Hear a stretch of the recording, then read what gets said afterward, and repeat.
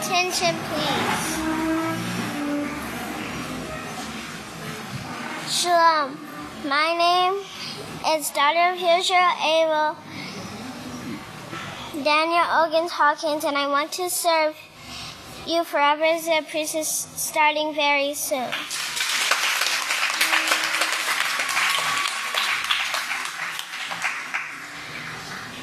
It's now time to start finding your seats for Sabbath services.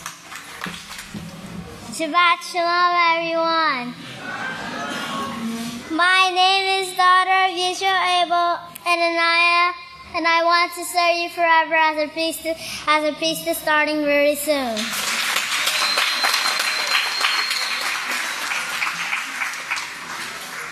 It's a privilege and honor to present to you the sons and daughters of Yisrael Hawkins now entering the sanctuary. Shabbat Shalom, everyone. My name is daughter of Yisrayl Hawkins, and I want to serve you forever as a priestess starting very soon.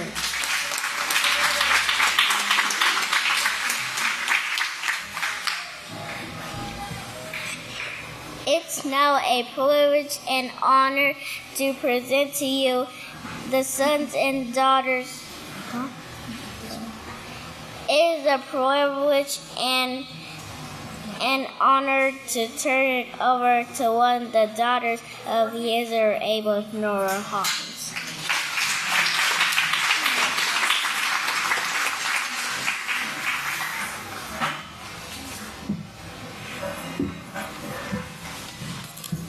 Shabbat Shalom, sisters. You may be seated.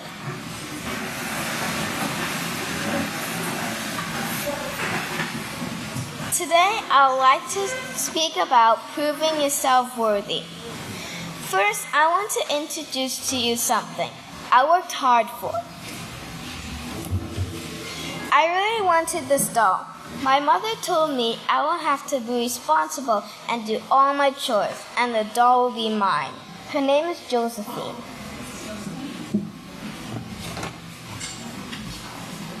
The kingdom of Yahweh is the same way. We must work really hard to obtain it. It will not just be given to us.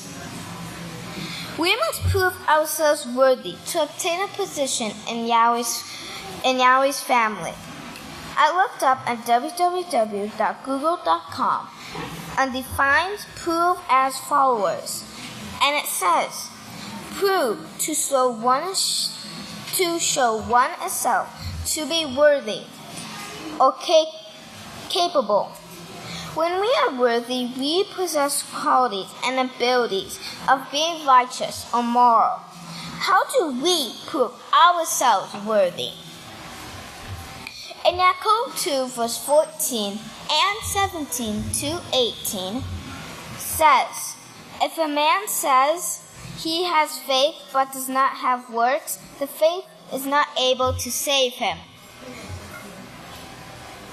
In the same way, the faith, if it does not have works, is dead, being alone. Yes, a man may say, you have faith, and I have works. Show me your faith without your works, and I'll show you my faith by my works. Secondly, what shall we prove ourselves worthy for? In Revelation 21, verse 7 says, He who overcomes will inherit all things, and I will be his father, and he will be my son. Yes, if we prove ourselves worthy, we will have a royal family of Yahweh, chosen and worthy. Sisters, blessed are those who keep his laws, that they may have life. Praise Yahweh. And with this, I'd like to turn over to the next speaker. Shalom, everyone. My name is Pauline. You may be seated.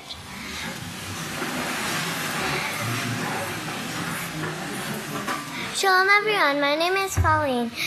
Today, the title of my speech is Prove Yourself to Yahweh in Prayer. One of the ways we can prove ourselves to Yahweh is in prayer. First, can you please turn over to 1 Timothy 5:16 through 18? It says, "Rejoice always, pray without ceasing. In everything given thanks, for this is the will of Yahweh and Yeshua Messiah for you." This is telling us to pray 3 times a day without breaking the chain. 3 times a day, 7 days a week. In the end, we would have prayed 21 times each week. Some of the things we can pray for to show Yahweh our love is for his house, the success of Yahweh's work, the health of Yahweh's people, and for Yahweh's message to go out.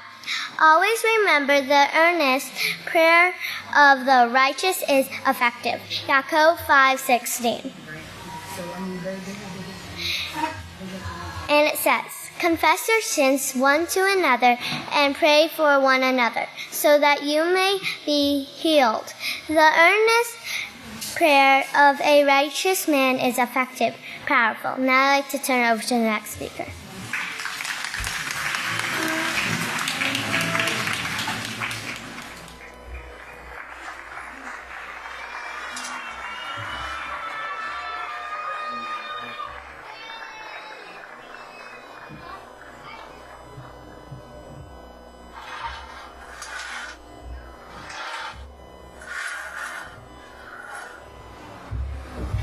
It's my privilege and honor to present to you the great queens of the House of Yahweh.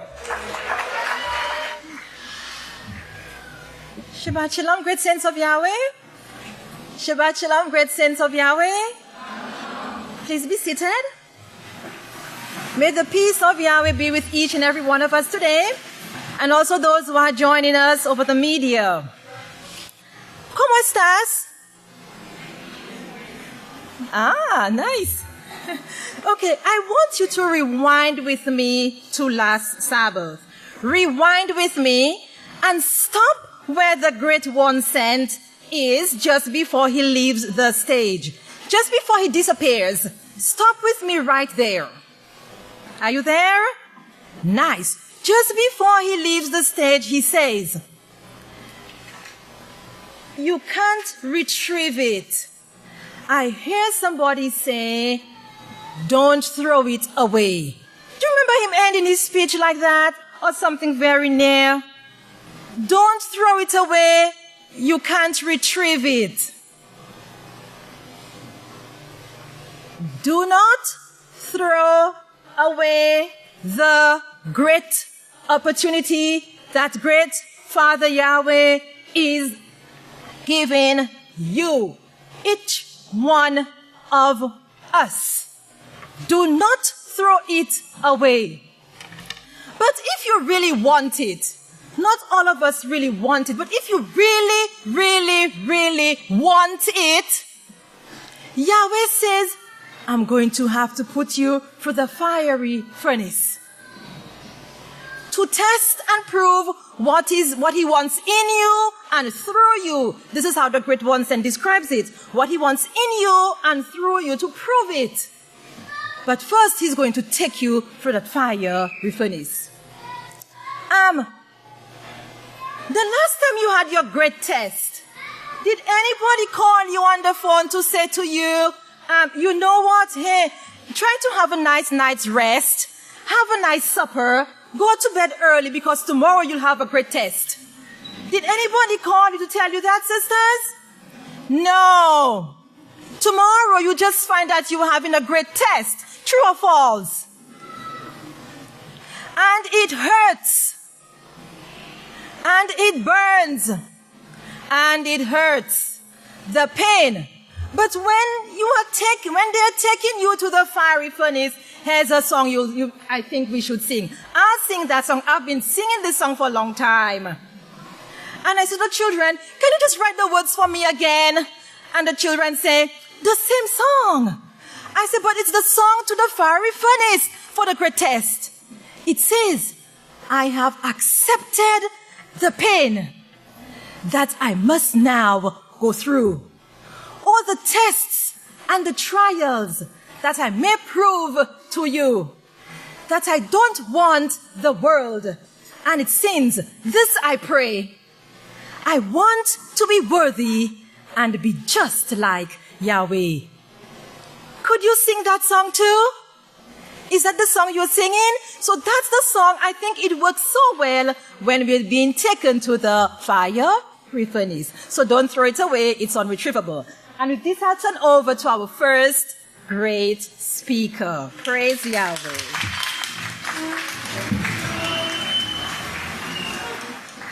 Shalom, you may be seated. What do you want to be written about you? What do you want to be remembered for? So the theme for today is proving ourselves to Yahweh. So I have some questions to ask you. Am I proving to Yahweh through my words and actions that I stand up for his laws and his righteousness? Do I think law in every situation? Do I look to the scriptures as my examples? In Hebrews chapter 11, it gives us many examples of righteous people of old who proved themselves to Yahweh. Abel, Noah, Abraham, Isaac, and Jacob are just a few. These righteous men and women that we read about in the scriptures proved themselves. They showed Yahweh where their heart was. They showed him that they would live by his every word and worship and serve him only. Hebrews chapter 11 speaks of people who received a righteous report. Now is our time. We are proving ourselves to Yahweh. What do you want to be written about you? What do you want to be remembered for? So today, let's take a look at a few of the accounts in the scriptures that were written about of righteous people who earned a righteous report. And in Hebrews chapter 11, verse 4, it says, by the faith, Abel offered to Yahweh a more excellent sacrifice than Cain, because of which it was testified of him that he was righteous, Yahweh testifying of his gifts, and through it, he is being dead, yet speaks. Now this scripture, when I read the scripture, I start to think about all of the things that we learned about Abel. We learned how he was a righteous priest of Yahweh, he was a leader and a teacher. And his offering that he brought forth was a group of righteous people who were found acceptable before Yahweh. We see this in Genesis chapter 4, verse 4. And Abel, besides bringing his offering of the first fruit of the ground, also brought a sacrifice of the firstlings of his flocks and their fat. And Yahweh honored Abel and his offering. The key point here, Yahweh honored Abel and his offering because they were found acceptable, because they were righteous before him. Here's another example. Hebrews chapter 11, verse 7 says, because of the faith, Noah, being warned by Yahweh of the things not yet seen, moved with reverence and prepared an ark for the saving of his house, by which he condemned the world and became heir of righteousness, which is by the faith. Noah proved his obedience to Yahweh. In Genesis chapter 6, we see how Yahweh saw the wickedness of man was great on the earth. In Genesis 6, verse 8, it says, but Noah found regard and honor in the eyes of Yahweh. Noah found regard and honor in the eyes of Yahweh because Noah proved himself to be a faithful servant. He obeyed Yahweh. The people that we read about in the scriptures, they found honor in Yahweh's eyes because they kept Yahweh's laws. They lived by the faith. In Genesis chapter 7, verse 1, it says, then Yahweh said to Noah, come into the ark, you and your household, for I have seen you righteous before me in this generation. Just as Yahweh saw Noah in his righteousness, and these last days Yahweh sees our righteousness. What do you want to be written about you? What do you want to be remembered for? Let's talk about Abraham. In Hebrews chapter 11, verse 8, by the faith, Abraham, when he was called to go out into a place which he would afterwards receive as an inheritance, obeyed. He went out not knowing where he was going. Abraham was obedient to Yahweh. In Jacob 2, verse 23, it says, and the scripture was fulfilled, which says, Abraham was faithful in all the house of Yahweh, and it was accounted to him as righteousness. And he was called the friend of Yahweh. Don't we want to be called the friend of Yahweh? Now we see similar characteristics in all of these people: obedience, humility, endurance, and determination to serve Yahweh. This is what Yahweh looks for in us as we are proving ourselves fit for his kingdom. What do you want to be written about you? What do you want to be remembered for? Now take Yeshua ben Nun, for example. And Yeshua ben Nun is speaking to the children of Israel in Yeshua chapter 24, verse 14 to 15. He says, now therefore, reverence Yahweh and serve him in complete honesty and in truth, and put away the gods your father served on the other side of the Euphrates River, and also in Egypt, and serve Yahweh. But if it seems evil to you to serve Yahweh, then choose for yourself this day whom you will serve, whether the gods your father served on the other side of the river of Euphrates are the gods of the Amorites in whose land you now live. But as for me and my house, we will serve Yahweh.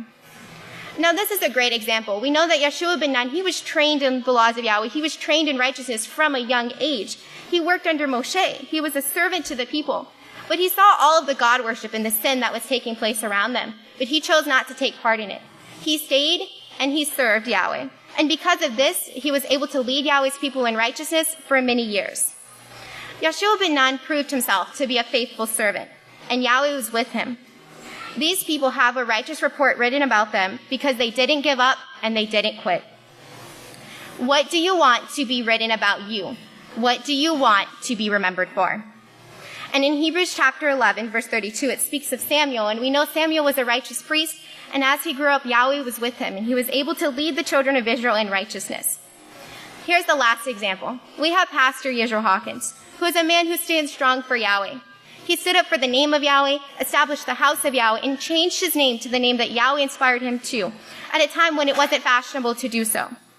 Despite the persecution, he continues the work of Yahweh. He continues teaching us and leading us in Yahweh's laws. Yahweh sees his righteousness, and he proved to be a faithful servant. These righteous men and women that we read about in the scriptures, they were not perfect, but they were humble, they repented, and they converted. They proved that their faithfulness was to Yahweh, and they strived to keep his laws and overcome.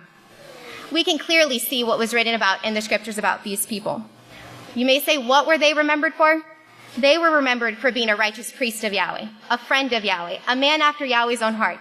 They were remembered for their determination to serve Yahweh despite what was going on around them. In Nehemiah chapter 13, verse 31, Nehemiah says, "Remember me, O Yahweh, for righteousness." We want to be remembered for our righteous works. Now is our time. What will you prove to Yahweh? So I ask you again, what do you want written about you? And what will you be remembered for? Let this last day's house of Yahweh, let this last day's work be remembered for our righteousness, our determination, and our zeal to serve Yahweh. Let's stand strong for keeping Yahweh's laws, and let our righteousness shine as a light for the whole world to see. Thank you to the greatest teacher in the world, the great Kahan Yisrayl Hawkins, for giving me the opportunity to speak today and teaching all of us Yahweh's laws. And with this, I will turn it over to the next speaker.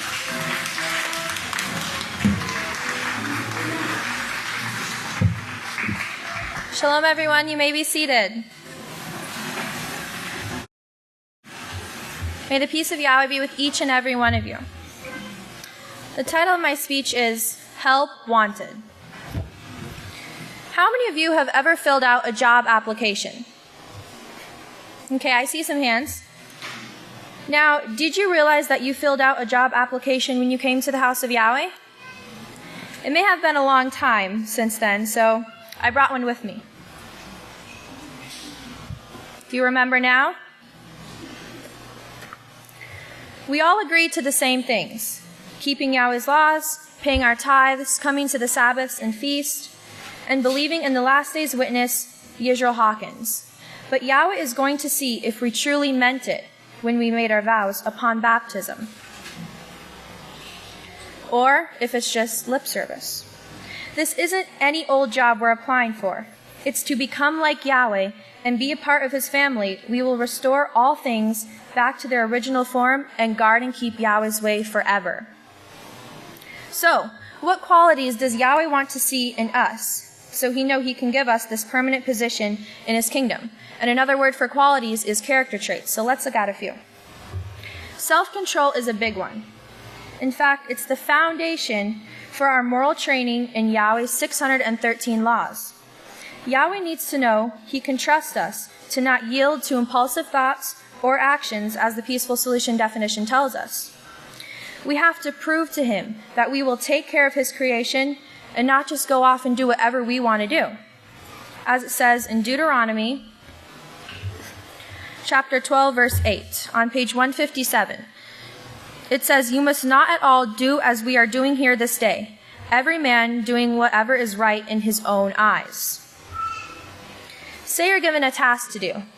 Your authority gives you an instruction and then leaves to go do some other work. What will you do? Will you follow their instructions exactly? Or will you find your own way to get the job done? Or Will you not even do the job and waste time by maybe playing on your phone? This is just one small situation that Yahweh places us in to see if we will practice self-control. We face countless situations throughout every day where Yahweh is wanting to see if we will consistently demonstrate this trait. Humility is another important quality that Yahweh is looking for in us. When we come to Yahweh's house, we're very smart and we already know everything. No, not really. We have a lot to learn about keeping His laws and how to conduct ourselves. This is where accepting correction with a humble attitude and willingness to be taught is very critical. From the Building Moral Excellence, on page 21, we learn this about humility. A humble person is willing to learn and accept correction. Accepting correction may not be the easiest thing to do, especially if the person who is correcting you insults you or uses a mean tone of voice. Without a humble attitude, you can become resentful, argumentative, or rebellious. A humble person accepts correction regardless of how it is given with a positive attitude. He or she avoids arguing or becoming hostile because it can make the situation worse. The next time your parents, teachers, or even friends correct you on your choices or behavior, don't get upset. Instead, take the time to listen and to try to see your behavior from their point of view. By taking the time to listen and respectfully consider what you are being told, you are showing humility. Remember, when you are asked to have a humble attitude, in essence, you are being encouraged to be willing and open to improve yourself. Always know that your actions can be better and your thought processes can be improved. Finally, persistence is one of the most important traits we must acquire. In other words, Yahweh wants us to prove we are determined to stay in His house and obey all of His laws, and remain loyal to the one sent. As the Peaceful Solution Character Education Program says, we must set our minds in advance that no matter what occurs in a situation, we are going to stay on this straight and narrow path and keep on going. Our determination will help us focus on our goal and put every effort into moving forward. And in Exodus chapter 20,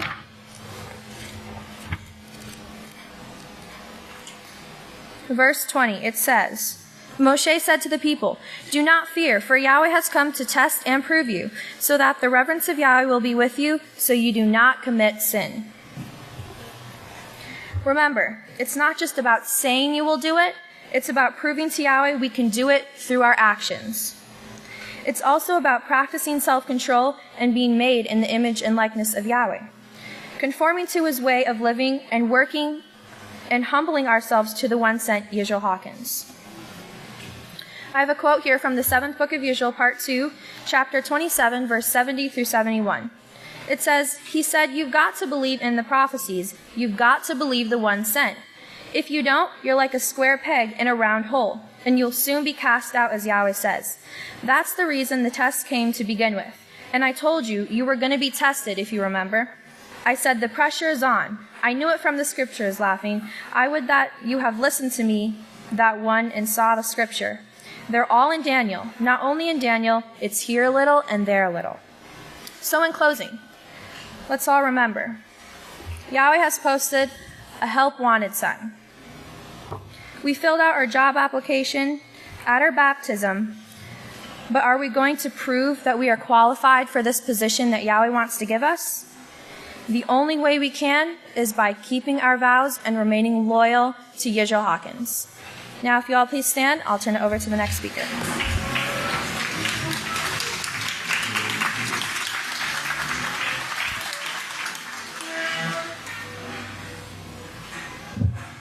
Shabbat Shalom, you may be seated.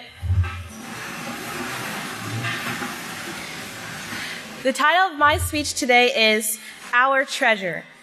So I'm going to start by reading the quote that inspired my speech, which is in the 6th book of Israel, chapter 21, verse 60. "I don't care if you're 4 years old or 10 years old or whatever. When you receive your subconscious mind, you'll remember everything I said. But what you've got to do now is set your heart on it. Prove to Yahweh that this is your treasure, more than silver, gold, entertainment of any kind, whatever they throw at you, push it all aside and show Yahweh where your treasure is.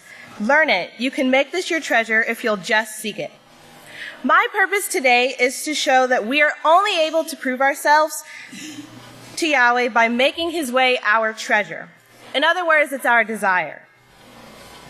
Let's just be honest here. We didn't come here with a strong desire for Yahweh already in us.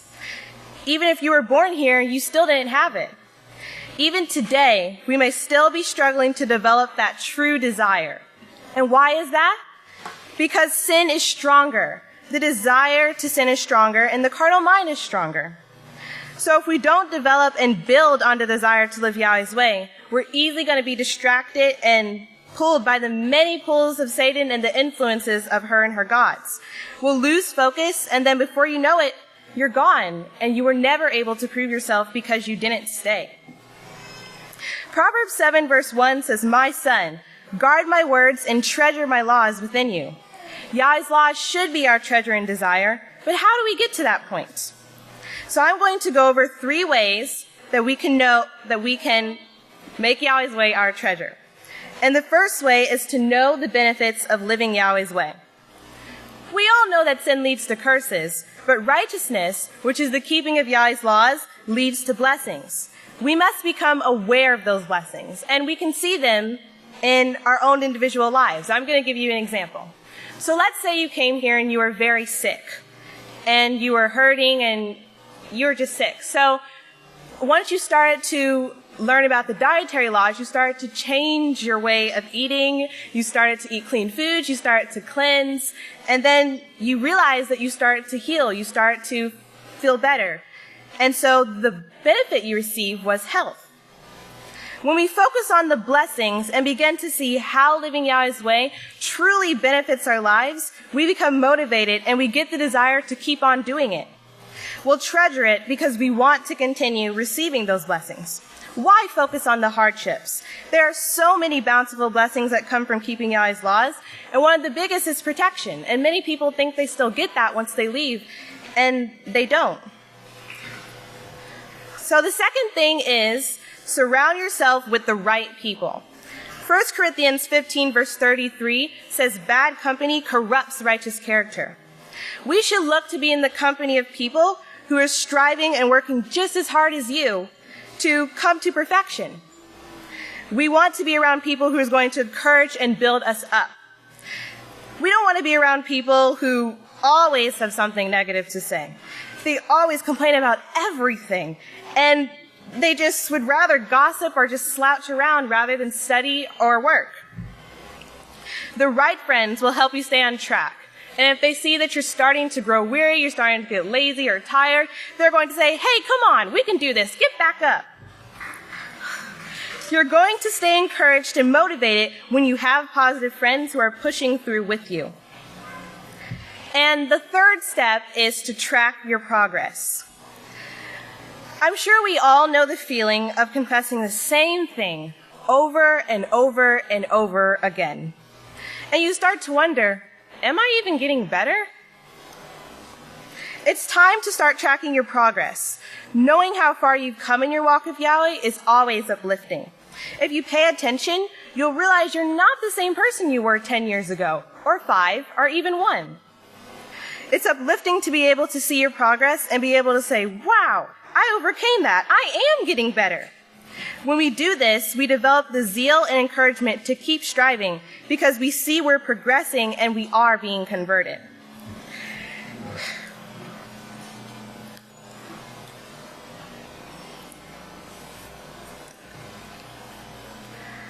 By using these 3 steps, the desire to be like Yahweh will grow stronger. We won't have to fake our zeal and desire. Matthew 10 verse 21 says, "Where your treasure is, there your heart will also be." When we have the true desire to stay here and prove ourselves and make it to Yahweh's kingdom, we'll be able to put our whole heart into trying. We'll begin to truly see the way of Yahweh as a treasure and say, "Yes, this is my treasure. This is where my heart is, and I'm not going to let go." In conclusion, let us make up our minds that there is nothing on the face of this earth that's more desirable than Yahweh's way of living. When we do so, we'll be able to say what it says in Isaiah 26, verse 8. Yes, in the way of your judgments, O Yahweh, have we waited for you. Our desire, longing, and delight is to your name and the remembrance of you. And it was an honor to speak before you all, and now I turn it over to the next speaker.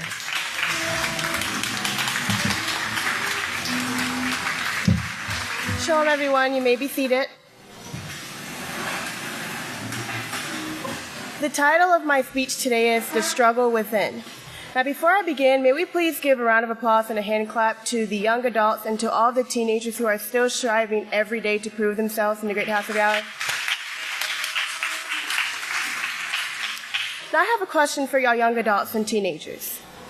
Is it easy in this last generation every day to be positive, to keep a smile on our face, to always make the right choice, to please our parents, our teachers, our supervisors? Is that easy for us to do?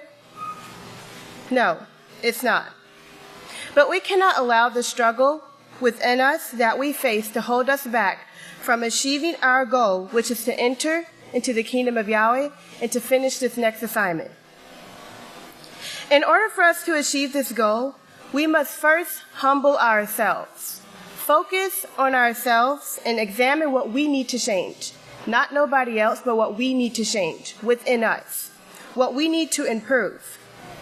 First off, friends, if we cannot encourage each other onto righteousness, if we cannot correct each other when we're doing wrong, if the only thing we do is gossip about each other, then we clearly need to check our friendship. We need to go to the acceptance unit on page 62 through 63, which gives you the steps to choosing positive friends. That's what we need to do. Praise Yahweh. The next step is disrespect to authority. That's one of the most things we need to improve in our lives. As young adults, teenagers, we come to a certain age where we think we know everything, and we do not need to listen to our authorities. And trust me, I have been there before. But our parents does not deserve any disrespect from us. They are there to help us and to guide us on towards righteousness. Now, in the self-control book on page 102, it says, as young children, you have parents to guide you. As young adults, you have parents, teachers, coaches, to name a few. As adults, you will have supervisors, bosses, and directors to guide you and direct you while you work. On top of that, one day, you will be in authority where you will want the respect of those you are responsible for. Let's face it, authority is a fact of life and a very great thing. Young adults, teenagers again, when we grow up and when we start to have children of our own, we will realize how hard it is to be a parent. Our parents didn't bring us into this world to see us fall. They don't want to see us give up everything we worked so hard for in the great house of Yahweh. Just like it says in Exodus 20, verses 12, to honor your father and mother. The next one is to stop making excuses for our mistakes. Many of us young ones think that excuses will get us by, but it won't. Okay, we're old enough, and some of us are baptized members. We are old enough, we know what is right from wrong. We all have a choice to make. Nobody else cannot make that choice for us but ourselves. We have to take responsibility for our own actions and stop blaming our parents. Okay, so what if your parents hollered at you, "Come wash the dishes now"? That still does not give you the right to go off on them, say whatever you want to say. You humble yourself and you say, "Yes, mother, yes, father, I will go and do that." I understand it may be hard to humble yourself to your parents, to keep your mouth shut, not want to say something back. Trust me, I'm a teenager, I know how it is. But trust me, in the end, you will feel so much better, okay? Because your parents deserve that respect. You will not make it into the kingdom if you think you could go around here treating your parents with disrespect, speaking to them any type of way you want, cursing at them, you are wrong and you need to repent and convert. It is time for us to own up for our mistakes. It is time for us to overcome the struggle within us. We don't have much time left. Now, for all of you young adults and teenagers out there, including myself, through the struggles we face, sometimes it might get us down. We think we're not great enough, this and that. But I want you to know that Yahweh recognizes all of us as great. Although we might have our struggles, our ups and downs, the things that we need to overcome, always remember that Yahweh sees us as his great queens and daughters of Yahweh. And I thank you for your time. And with this, I'd like to turn it over to the next speaker.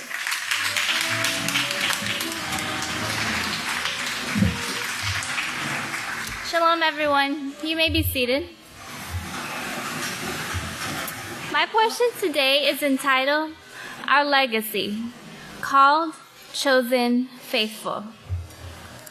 I want to call your attention to what the great overseer has been bringing out lately about the sea of glass and how the prophets of old actually saw him preaching those things that they wrote down for him to preach. And I also want to call your attention to our great overseer's sermon last week and how he brought out that not only did the prophets, apostles see him, but they also saw us in our daily lives, proving ourselves. They saw us making it. With this in mind, we're going to turn over to Hebrews chapter 11, as our great overseer has been encouraging us to study. And I'm going to read verses 1 through 3. Now the faith, which we know is the whole system, the whole plan of salvation for mankind, is the substance of things hoped for, the evidence of things not seen.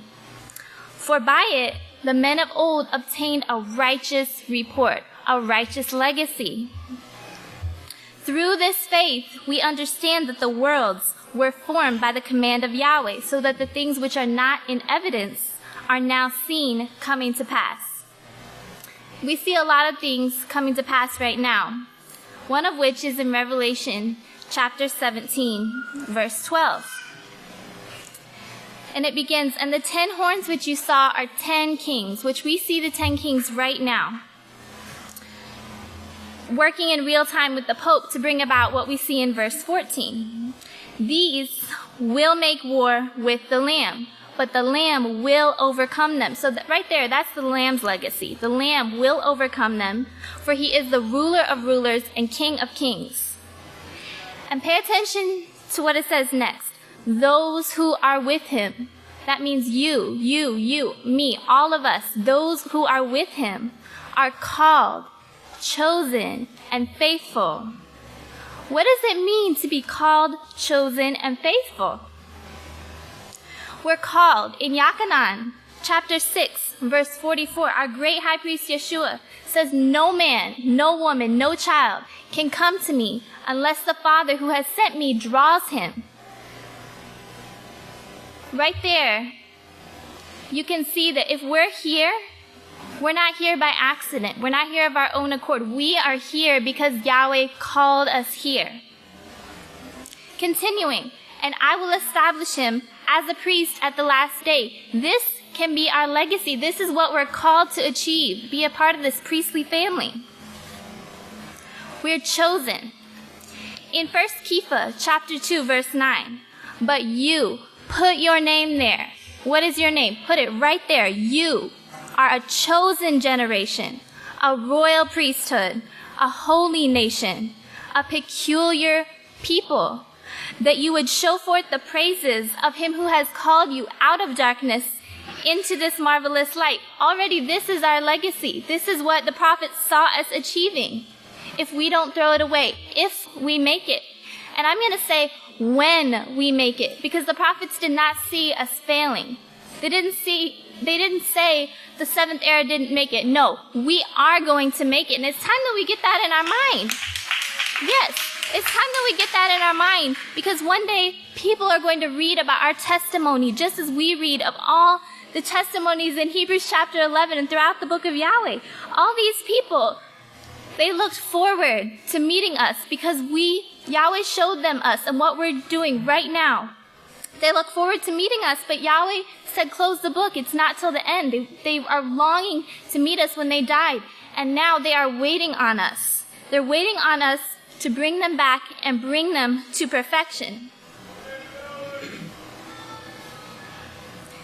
Going back to Hebrews chapter 11, starting in verse 39. And all these, think about all the people that you read about in the book of Yahweh, that you respect, that you love, that inspire you. All these people, having obtained a righteous report, a righteous legacy, have not received the promise. Yahweh having provided some better thing for us, that they without us would not be made perfect. Our legacy is not giving up. Our legacy is not giving out.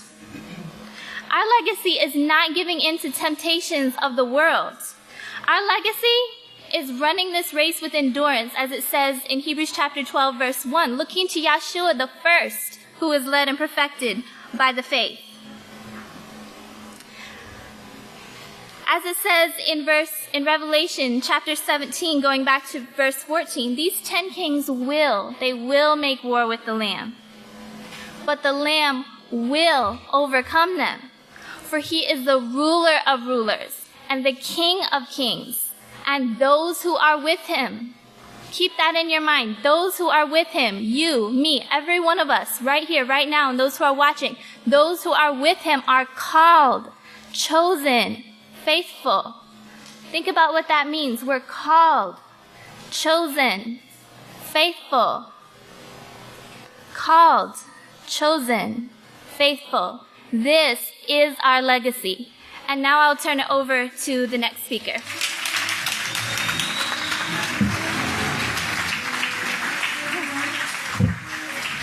So everyone may be seated. My title today is Yahweh is proving us, therefore we must prove ourselves to Yahweh. Now, one of the things that we learned when we came to the House of Yahweh is that we all came here to be proven and tested by Yahweh. We came to prove ourselves to Yahweh. We came to prove that we are eligible to handle the position that Yahweh has in store for us long before he created us, long before we were born, and long before the earth was created. We also came to prove that we are capable of handling the authority that he is actually giving us. Remember, Pastor brought out last week that Yahweh is connected with us, and he is actually giving us that power. The only thing that cuts us off is sin, so we have to repent of sin and eradicate sin from our lives so that we retain that connection. Another thing we learn about Yahweh himself is that he proves and tests everything and everyone. He proves and tests everything and everyone. He even proved his laws before heaven and earth that these laws, if not upheld, is going to bring destruction, a lack of peace and destruction. He actually proved his laws to heaven and earth. And I want to show that to you from the 6th book of Yisrayl. I'm going to read. Yeah. Okay, from the 6th book of Yisrayl, I'm reading from there what Pastor showed us, the 21st chapter, and in verse 40, he says, he was explaining Genesis 1 and verse 2. So let me quickly read Genesis 1 and verse 2. All right, it says here, now the earth became without form and void, and darkness was upon the face of the earth, face of the deep, and the Spirit of Yahweh was hovering over the face of the waters. Now, Pastor explains what it really says there. In verse 40, it says, darkness, that is, the lack of Yahweh's knowledge, was on the earth. He hadn't put it here at that time. He created the earth, and he didn't put the knowledge of Yahweh's laws here on the earth at that time. Well, what did he have here? He had what the scripture call the sons of God or the sons of gods, as we'll see in just a few minutes.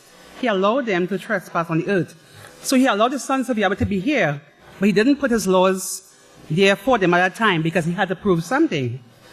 And then in verse 44, in the middle of it, he says, Yahweh had in mind his plan, and he was looking and seeing that he had proved his point. He had proved his point that they could not live in peace without instructions from priests to keep them in line. The same thing he found in mankind and proved it. So we know what occurred with the first flood, why the first flood occurred, and why the second flood occurred. It's because of a lack of applying Yahweh's laws. And in the second flood, we know that only Noah and his family were counted worthy to escape that flood. All right, so in verse 68, he says, now the earth became without form and empty. In other words, all life was gone, and darkness brought about by the darkness. If you look, we got you a footnote there on the left. It says, meaning to be led astray because of false doctrine. The same thing that's going on earth today, very same thing, right now because of false doctrine. Now get these things in mind, Pastor says. Yahweh says he proved that mankind wouldn't subject himself without a teacher. So here you have false doctrine being taught. You don't have any of Yahweh's doctrine taught to keep it balanced. So you have people going all one way, right, and it's leading to destruction. Then verse 70 said, then we see the hovering, as many people get mixed up. Yahweh is saying, I proved the point. I have proved the point that they will, without my laws, their minds are totally on confusion, destruction, etc. So Yahweh proved his laws that no creation, none of his creation, can live in peace or survive without them. Then, he proved the people he called in his plan. He proved everyone he called, starting with Abraham. All right, Abraham, we know the seed was promised to Abraham, that he would be a blessing to all nations, and that would come through Isaac, his son. But he was told that, go sacrifice your son. I'm sure he had some questions in his mind. Go sacrifice your son. But he did it anyway, despite knowing what was promised to him, that he would be a blessing to all nations. So he obeyed Yahweh. That was a great, example of obedience. He was willing to sacrifice his son. Of course, we know he didn't have to. But he proved himself to Yahweh. Yahweh proved him, and he proved himself to Yahweh. You have the same thing with Job. Job lost everything that Yahweh had blessed him with, possessions, children. Even his health was almost at the brink of death. But he did not deny Yahweh. He showed that he will obey Yahweh even unto death. Yosef in Egypt showed that he would not commit adultery with that woman. Right? He proved himself to Yahweh. Daniel, faced with lions, he proved himself. Yahshua proved himself. The apostles proved themselves also that they would not deny Yahweh, they will obey Yahweh unto death. And these last days, our growth overseer has proved himself over the years that he will not deny Yahweh. He went through persecutions, false accusations, propaganda, being thrown in jail, and, his life is being threatened. But he showed that he will not deny Yahweh. He will serve Yahweh unto death. Praise Yahweh. So we, the seed of Israel, we have a challenge also to prove ourselves. Now, we may not be thrown before lions to be eaten, or have to go through the fires Daniel went through, or have to sacrifice our children, any of those things, but we are tested every day in the choices we make with regards to obedience, being obedient to Yahweh's laws. And so,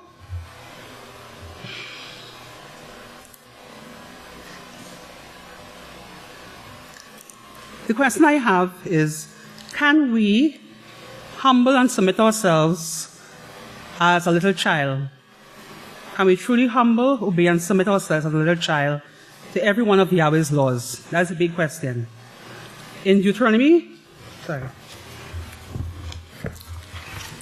In Matthew 18, verse 3 and 4, Yahshua said, "Truly I say to you, unless you are converted and become like little children, you will not enter the kingdom of Yahweh. Therefore, whoever humbles himself like a little child, the same is the greatest in the kingdom of Yahweh."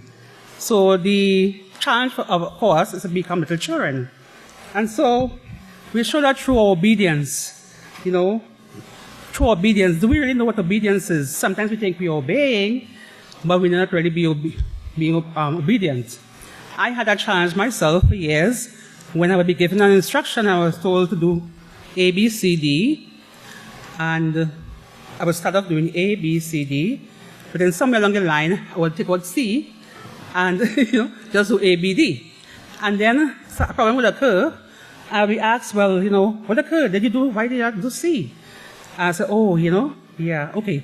I made a mistake.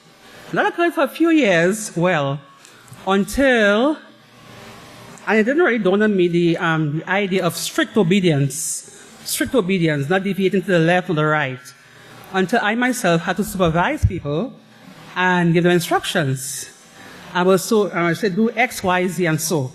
And they would, like me, start up doing it, and the next thing you know, they would change something, problem occurred. And so I had to say, why did you change it, And it really stood in my mind the importance of not deviating from Yahweh's laws in any way. And that's why we have to prove ourselves, that we'll be like a child, and we'll never deviate from Yahweh's laws. We'll be strictly obedient to whatever authority placed over us, and we'll not change the rules regardless, unless we have the permission to do so. So I'd like to end by reading Deuteronomy 28 and verse 1, and it says, "It will be, if you will listen diligently to the voice of Yahweh your Father," and in bracket I have Yisrael's voice, Yisrael's the voice of Yahweh, by observing and doing all his laws, which I command you this day, that Yahweh your Father will set you high above all the nations and all the earth as kings and priests, or queens and priests rather. So from this day forth, I want us to set our minds to be like little children, to be humble, submissive to any authority that Yahweh placed over us, because we know it's Yahweh who placed that authority. I turn it over now to the next teacher.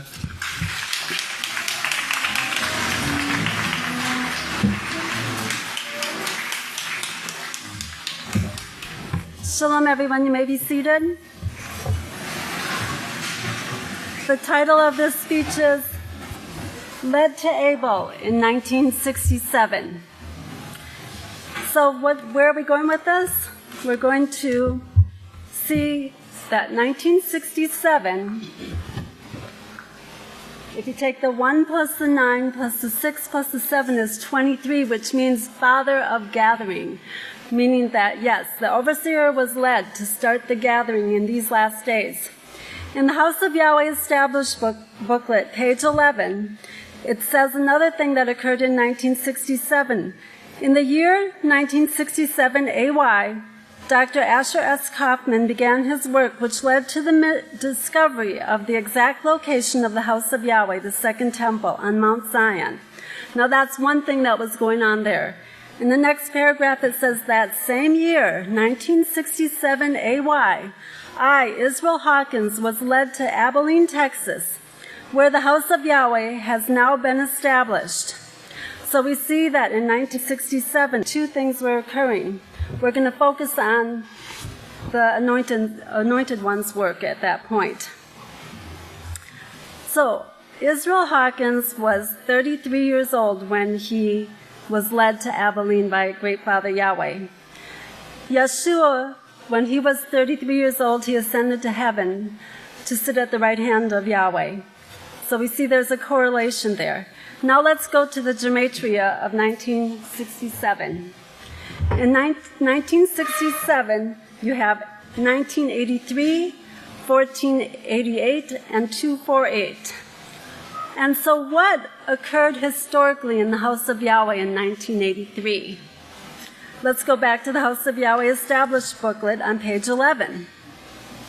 The Internal Revenue Service of these United States, the chief nation of all nations, officially recognized the establishment of the House of Yahweh on 2/4/1983 AY. So it's interesting to see that one of the numbers from 1967 is actually referencing the establishment of the House of Yahweh. That was, okay, so in 1967, it was 16 years later that the overseer established the House of Yahweh.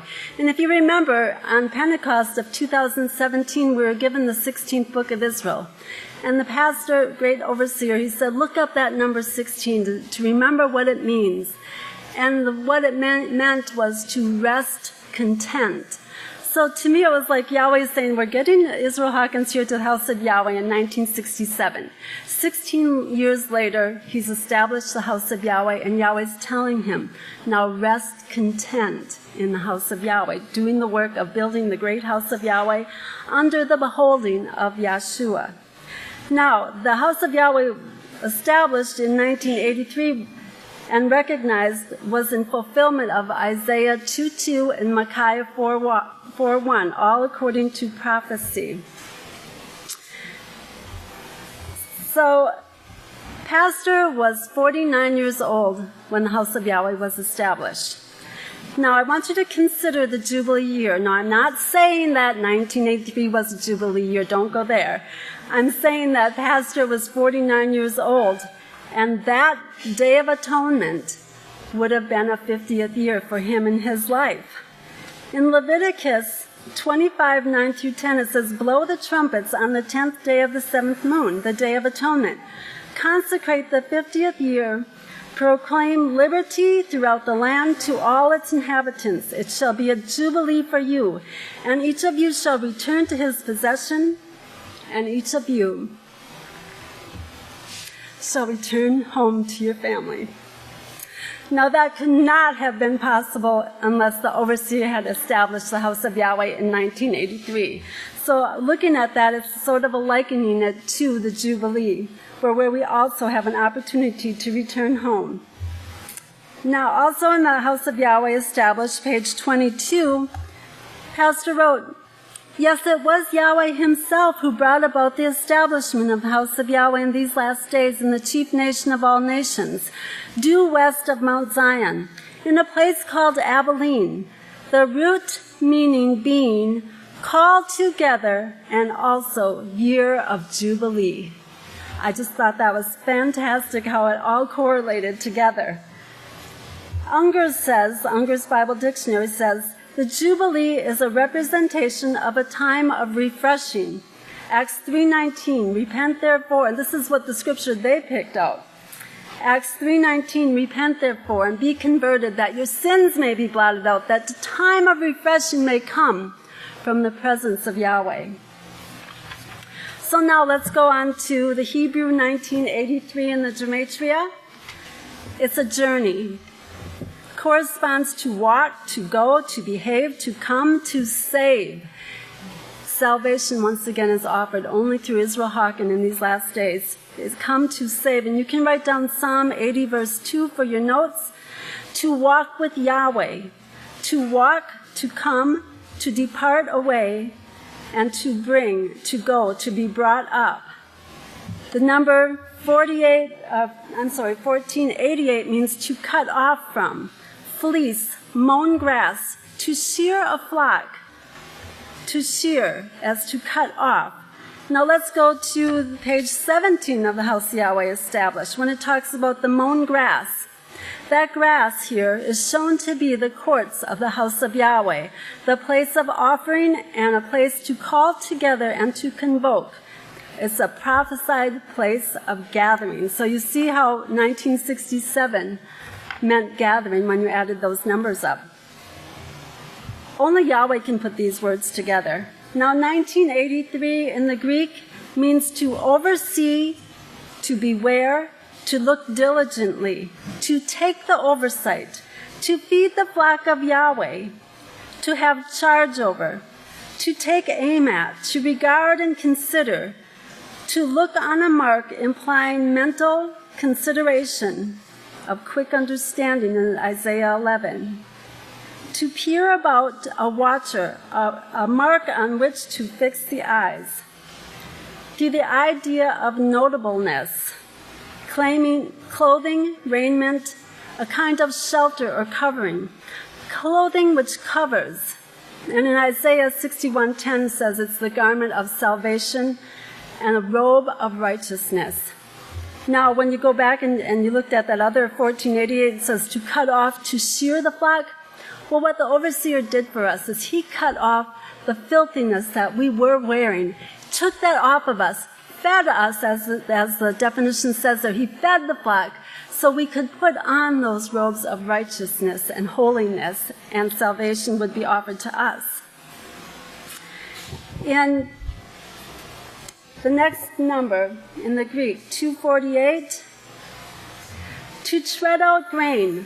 Commonly, the ox was used to separate the wheat from the chaff, righteousness from evil.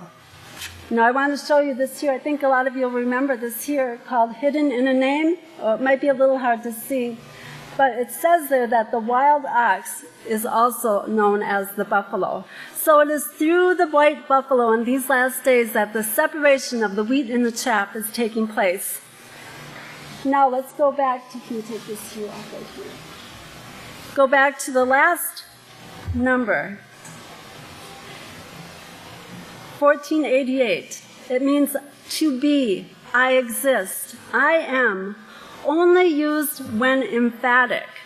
Now, according to the dictionary, emphatic means a strong, determined speech or action so that what is said or done gets attention without any doubt. Now, it'll be clear to you that it is the overseer when you see this next clip, May I have it, please?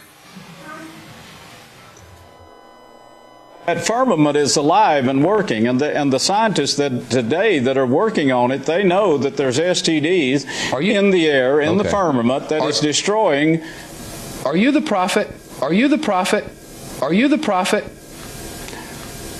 I am the last day's witness spoken of in Isaiah, the 44th chapter.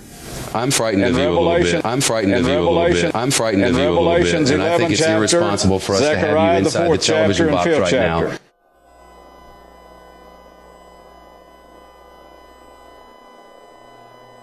In the overseer's mind who he is and what his job is in these last days.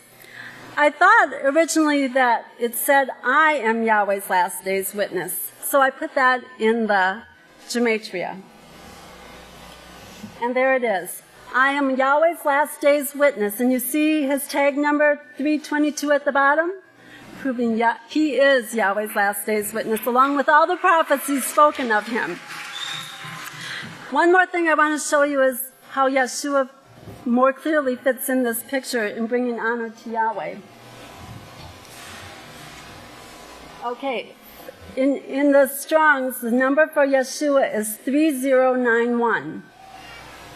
When you take the 3 plus the 9 plus the 1 is 13, proving that Yahweh's perfect character is his 13 attributes, and that Yeshua is the reflection of perfection. Now it goes to 2 other numbers. 3068, which is Yahweh. And when you add that up, 3 plus 6 plus 8 is 17. And who is Yahweh to us? The overseer. That is his lot number. The other number it goes to is 3467, which means salvation.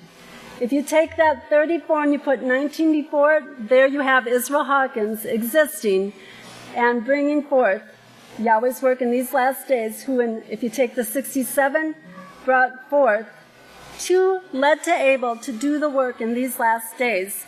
It's amazing how Yahweh did this all. It isn't man that did this, and the overseer never takes credit for that. He will always say that Yahweh led him, just as Yahweh leads us to follow the overseer in these last days. We need to prove ourselves and get behind the Anointed One in these last days, and to rejoice and always lift up Yahweh by lifting up the overseer, the great overseer who taught us everything we know. At this time, will you please stand?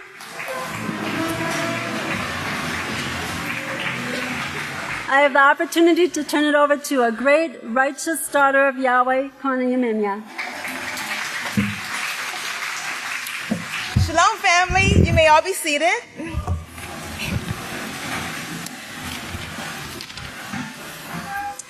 My title is We Are Our Father Yahweh Super Gang. And that's what the overseer called us last time he spoke. He said we are a super gang. So if you thought joining a gang was bad, well, you're in one. And we do have our color. It's purple. And I would like to read. It's out of the 5th Roman month newsletter, 2017. It's on page 3, where the overseer wrote, "There is no other reason for mankind's existence except to become a member of Yahweh's family, of Yahweh's super gang." And when we keep this in mind, to me, it's a relief. We're not searching anymore. We found our purpose. And to go over what the overseer's friend, his Kohan, Yehuda, when he went over Genesis 1:26, as I read that to you, I want you to look at the picture of the Milky Way. Planet Earth is on the outskirts of the Milky Way. And on planet Earth is where we are, right here in this building. He said, the translation is, "Then Yahweh said, let my house at Abel, which no human hand will be allowed to destroy, make mankind in my image, according to my likeness." And he said, whose duty is to instruct all things. You see how huge the Milky Way is? Can you show it again? You see how huge it is? That's so many life forms. So many planets. It's huge. Now remember, years ago, the overseer told us, not every planet is going to have a welcome mat for us. And that's why we get encouraged in certain things, for example, like not to use foul language, because they use foul language. Many of them will be cursing us out as we enter in. And he said, we're going to have the ability to resurrect, so if they blow us up, it's okay. But we are going back to teach the lesson, because that's our only duty. Our purpose is to help build up the family of Yahweh. So I want to keep this image in your mind that we are on there. We are in there. See how huge that is? I just like, wow. This is a huge picture. We think the work detail in this last days is hard. That work detail is even, I don't want to say it's harder. We're going to have our abilities, but we're not going to know everything. You're going to have to keep going to the overseer, asking them questions, and he's going to have Yeshua right there answering the questions. We're going to get sent back out there. And let's keep that in mind, because this world right now, Yahweh has allowed, like in the song, it seems so sad at first with a perfect plan, how Yahweh, why he allowed the gods to teach. That's in that song. Because he allowed the gods, they set up this world. But this world isn't set up for mankind's succession. That's what the overseer is telling us. Don't go out there to think you're going to succeed in life. The God's short-term and the God's long-term goal is to kill mankind, destroy mankind. That's their long and short-term goal. So if we think we're going to go out there and succeed in their hands, that's a deception. Because they're not trying to have mankind succeed. The only place where we can succeed is here in Yahweh's house. It is set up for succession only, that we take it in and apply it. An example also, I'm just using simple examples that we all know. Like when we get asked, don't eat out there in the world, in the restaurants, the fast food places. Don't eat out there. I mean, if someone chooses to go and eat and you salt your food and pray, that's pointless. Come on now. What are you asking Yahweh for? Yahweh, can you please bless what? It doesn't work. It doesn't make it acceptable. It doesn't make it better. I would like to,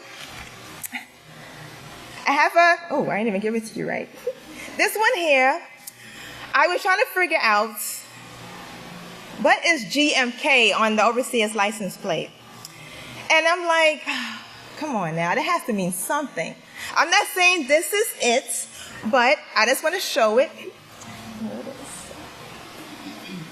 is. In the middle, I don't know if you can see it. It says, Great Merciful King, came out to number 1074. And I'm like, 1074, that's the overseer's license plate. And I thought I knew what a license plate was. I had to go and look in the dictionary and figure out why do we have tags on our vehicles? I said our, like I have one. But, it's to identify. So wherever you are, you can be identified. Oh, that's so-and-so's number. That means he's driving. See that? He is driving this house. Like he said, if you want to get in, come on. Get in my van only. He doesn't want anyone to go out the back window or kick the doors open to roll out on the street. He wants us to remain in the van. And then with that, GMK 1074, I said, oh, that's 1074 plus 1074. That equals 2148. So I was like, what is 2148? And right in the middle, 2148 says, behold, our King Yeshua come quickly. I know we were told last time that it says in there, behold, I come quickly. He is coming quickly. And he used the 1074 to equal 2148. Behold, our King Yeshua come quickly. I was like, I really want him to be like right there. That's how much I know our Father Yahweh. He has put that in us, like the previous speaker said. This is what we are expecting, our anticipation, our joy. We are waiting for our high priest with Yahweh's last day's witness, our pastor, and with each other, our sisters, and we have brothers as siblings. We are all waiting as one family. And when Yeshua comes, remember, he's not just going to come by himself. And remember, Yeshua's been training for 2,000 years. Yeshua isn't crippled. The Malachim are not pushing him in a wheelchair. And he's going to be like, Shalom, brethren, it's finally, I'm here. No, he don't look like that. I'm pretty sure he's fit, healthy. He has a great memory. Yeshua is going to arrive with, I think, gazillions of other beings in Yahweh Shema. And they are all waiting, all excitedly, overly joyed, waiting for this last day's house. Now the next slide. Yes. I have Golden City above Abel. You know what that Golden City is? That's Yahweh Shema. The overseer told us Yahweh Shema is made out of gold. And it's number 1074. And I was like, wow, everything just fits right in. 1074? That's the overseer's license plate number. He's driving us into the city. He's taking us in. And only he can take us in there. There is no, I'm going to hitchhike behind him. That doesn't exist. And now that I see my 1 minute sign, let me get to the dream. The dream that the overseer had years ago that I found in the books of Israel, when he shared with us his dream about Yahweh Shema. And he told us actually he's taking his team into Yahweh Shema. And he really is. He said in Yahweh Shema, he saw billions and billions of people on each side. Gazillions and trillions. And he was introduced as the second speaker. He said Abel was the first speaker. And he also told us the sound. If we have the galaxy picture? He said the sound that we made was a huge roar sound. Now, of course it's a huge roar sound. You see all them people there waiting? All them beings? Of course we're going to make a loud sound. He said it was like jet engines. It was loud. And they're all going to be singing the same song. They're going to welcome us with smiles on their faces. And they're going to say, job well done. And with this, I'd like to turn it over to the next speaker.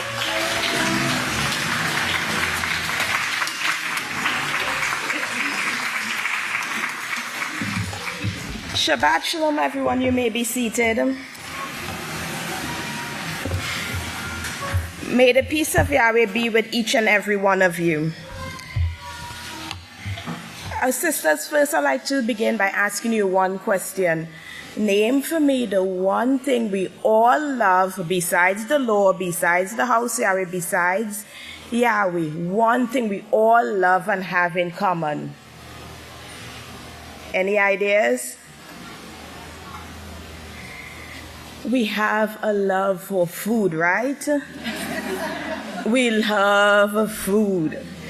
We eat food, we dream food, we live for food. I remember about 100 years ago, a can of corn was give and take 25 cents a can, right? Anybody remember that? Yeah. Then if you got it on a sale, you can get it for like $5 for $1. But now, if you go to the supermarkets, a can of corn costs roughly 69 cents to 80 cents for one can. Why is it important, this one can of corn? Why? Why am I bringing it up? I want you to visualize it in your mind, to see it, to make it be real for you. Recently, we've been hearing about trade wars, tariffs, etc. We will briefly get into that today. But let us first go back to earlier times. Trade was a transfer. Trade is defined as a transfer of products and services from one person or entity to another. That is trade. The exchange of products and services for money. Believe it or not, money has not always existed. It has not. It was invented the first money came about in 344 BY, before Yeshua. And it was, the first coins were minted in Rome, in a temple named Juno. That's where money came from, the first coins that were minted, Roman coins. Right? So before they had the Roman coins, they used things such as cattle before, or pigs, or teeth, or shells. That's what they used to trade with one another. But the most earliest form of trade is barter. The exchange of products or services for other products or services without money. So they exchanged without money. Right? Barter began small at first. It began small. It began between neighbors, within your village, within your community. That's how barter started. Small, a small time thing. And then it grew as the years went by. It grew and it grew and it grew. Until it became large scale. It's the same way how the money has evolved. It has evolved from the Roman coins to dollar notes to the American US denominations. It has evolved as the years and technology has increased, right? Until we have this complex trading system that we have today. Please turn with me to Revelation chapter 6, verses 5 to 6. Revelation chapter 6, verses 5 to 6, and it's under the 7 seals. Verse 5. And when he had opened the third seal, I heard the third creature say, "Come and see." And I looked, and I behold a black horse, and he who sat on it had a pair of scales in his hands. And I heard a voice in the midst of the 4 living creatures saying, "Measure of wheat for a penny, and 3 measures of barley for a penny. And see, you do not hurt the oil and the wine." The wine being this lifestyle of luxury. Right? Overseer first wrote about this in Mark of the Beast, volume 2, on the page 42. Chapter 4, Mark of the Beast, chapter 4, the third seal of the 7 seals, found on page 41, continuing to 42 to 43. I'm going to just pick certain excerpts. The third seal is not a time of farming, when farming is spread throughout the earth. It is a time of prosperity in place, time or state. Just as the first Babylon was prosperous, so also have the daughters of Babylon been prosperous. The fact is, the very price of this food shows us food is plenteous. Don't we have a lot of food? Food is plenteous, not scarce. If farming were prevalent, the cost would be much higher than a mere penny. This period of history shows the false prosperity of the daughters of Babylon. Continuing under the chapter, false prosperity. I say false prosperity because although there is an abundance of food at this time and also an abundance of wealth, many people today are living in conditions of poverty because of sinful lust of men. 90% of the wealth is divided among 10% of the people, while 10% of the wealth is divided among 90% of the people. Many people throughout the world spend hundreds of dollars per year feeding pets, while other people can't even afford food for themselves. Most of the prosperity of this present age has come with the advancement of technology. Remember when Overseer wrote the Mark of the Beast, how many years ago? Only in the last 100 years has this prosperity come. This third seal with abundance and plenty has come at a fixed time in the history of man. Because of technology, trade has gone global, whereby nations trade with other nations to get what they need. But because of the lust of man, they use it as a weapon against each other, right? They do. And that, sisters, is the way of Cain. Continual war, vengeance, and retaliation. They use it as a weapon against each other. So we have trade wars today between the countries. Let's look at some articles of the trade wars and why it affects this one can of corn and us.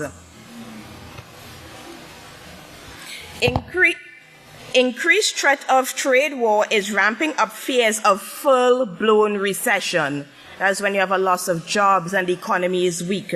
Donald Trump threatens EU with 20% tariffs. Tariffs is a big word, but it just means taxes. Taxes, taxes, taxes. Taxes on the products you import into your country that you need. On European cars, a major escalation of trade wars. Fear of trade war strained global economy. As the Trump administration imposes tariffs on allies and rivals alike, provoking broad retaliation, the way of Cain, vengeance and retaliation continually, global commerce is suffering disruption. Flashing signs of strain that could hamper economic growth. Even we use this trade wars against our allies, our friends. We use it against Canada. We use it against the EU. Also, China says they would fight to the end in the trade wars with the US. So the constant back and forth, the constant retaliation. And sisters, this is not the way of Yahweh. It is not at all. Trade between North America, between Canada, United States, and Mexico topped $20 trillion in 2017. $20 trillion. Remember the can of corn, right? What does a can of corn have to do with all of this? Some of the products that they want to put the taxes on the tariffs on aluminum, steel, all those things, soybeans, all those items they want to put it in. But these trade wars and these retaliation, sisters, have an impact on the people. Sisters, ask yourself, who suffers? Who suffers in these trade wars? Is it the leaders with a confused mind? No. Sisters, who is it? Is it the billionaires who promote depopulation? No. It's not. Who, sisters, suffers in these trade wars? The common Joe, the common Jane. They will suffer in these trade wars because the price of food will increase. Because of all the raw materials that goes into making a can of corn. It will affect every single one of us.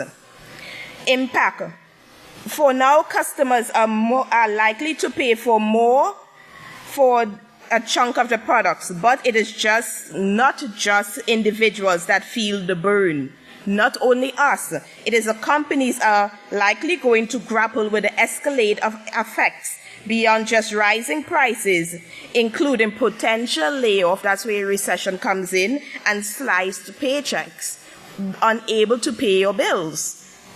This is the beastly system. But remember the prophecy of this beast that rises up of the earth in Revelation chapter 13. It will remain strong until the very end. Another article says Trump's tariffs, not immigration, may lead to loss of U.S. jobs. The actions of our leaders, sisters, will lead to this. The thing is, the reason why I wanted to speak about this is because I want you to understand that Yahweh laws is not based on this tit-for-tat, continual vengeance and retaliation. It is not. Yahweh laws is based on love, care, and concern for one another. Everyone is taken care of under the laws of Yahweh. No one is left out. The elite is not preferred over the workers. No. Yahweh takes care of it all. Never man for himself. Yahweh's way is different. Yahweh laws protects the poor. He will not let someone go hungry. Have we let people go hungry? No. Your needs, which are your food, clothing, and shelter, is provided for you. The other frills are not necessary. Under Yahweh laws, remember the law for the poor with your fields and your vineyards, you let them eat of it. And you are to love your brothers and your enemies as yourself. Right? I urge you all to read the laws towards your fellow man in the book of Yahweh, to the back, to show you how we care for one another. And sisters, Yahweh laws is established forever. Sisters, it is time for us to wake up. Wake up. Be a part of the solution, not part of this mess that is going on there, this retaliation against your own friends. No. We need to wake up, open our eyes, be wise to the ways of the world, so that we will not take part of it. Let us prove ourselves, sisters, worthy for the kingdom and a position in the family of Yahweh. And with this, I'd like to turn it over to the next speaker.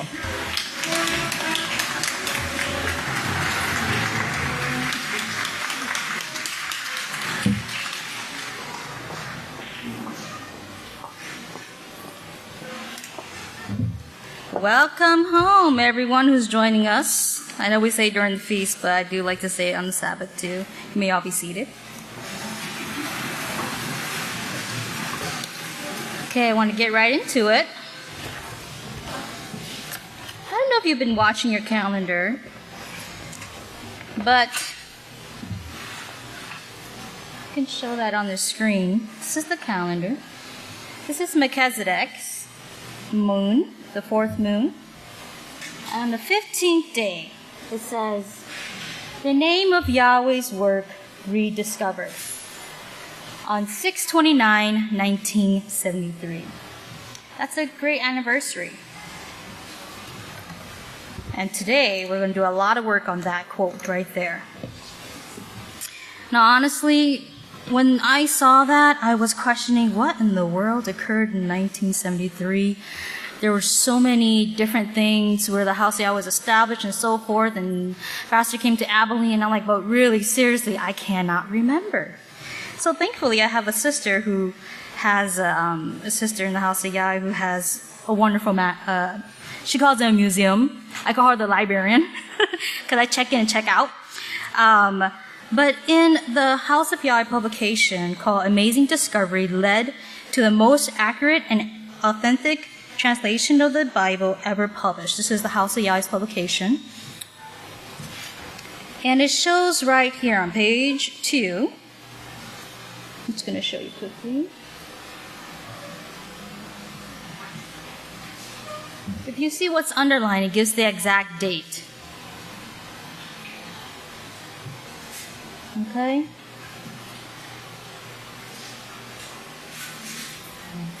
Go ahead and read it.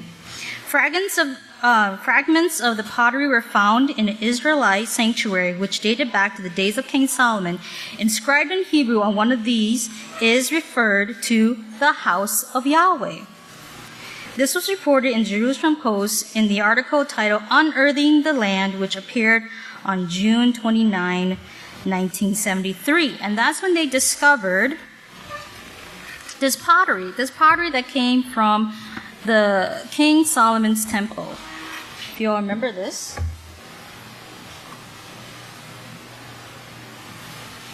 There you go.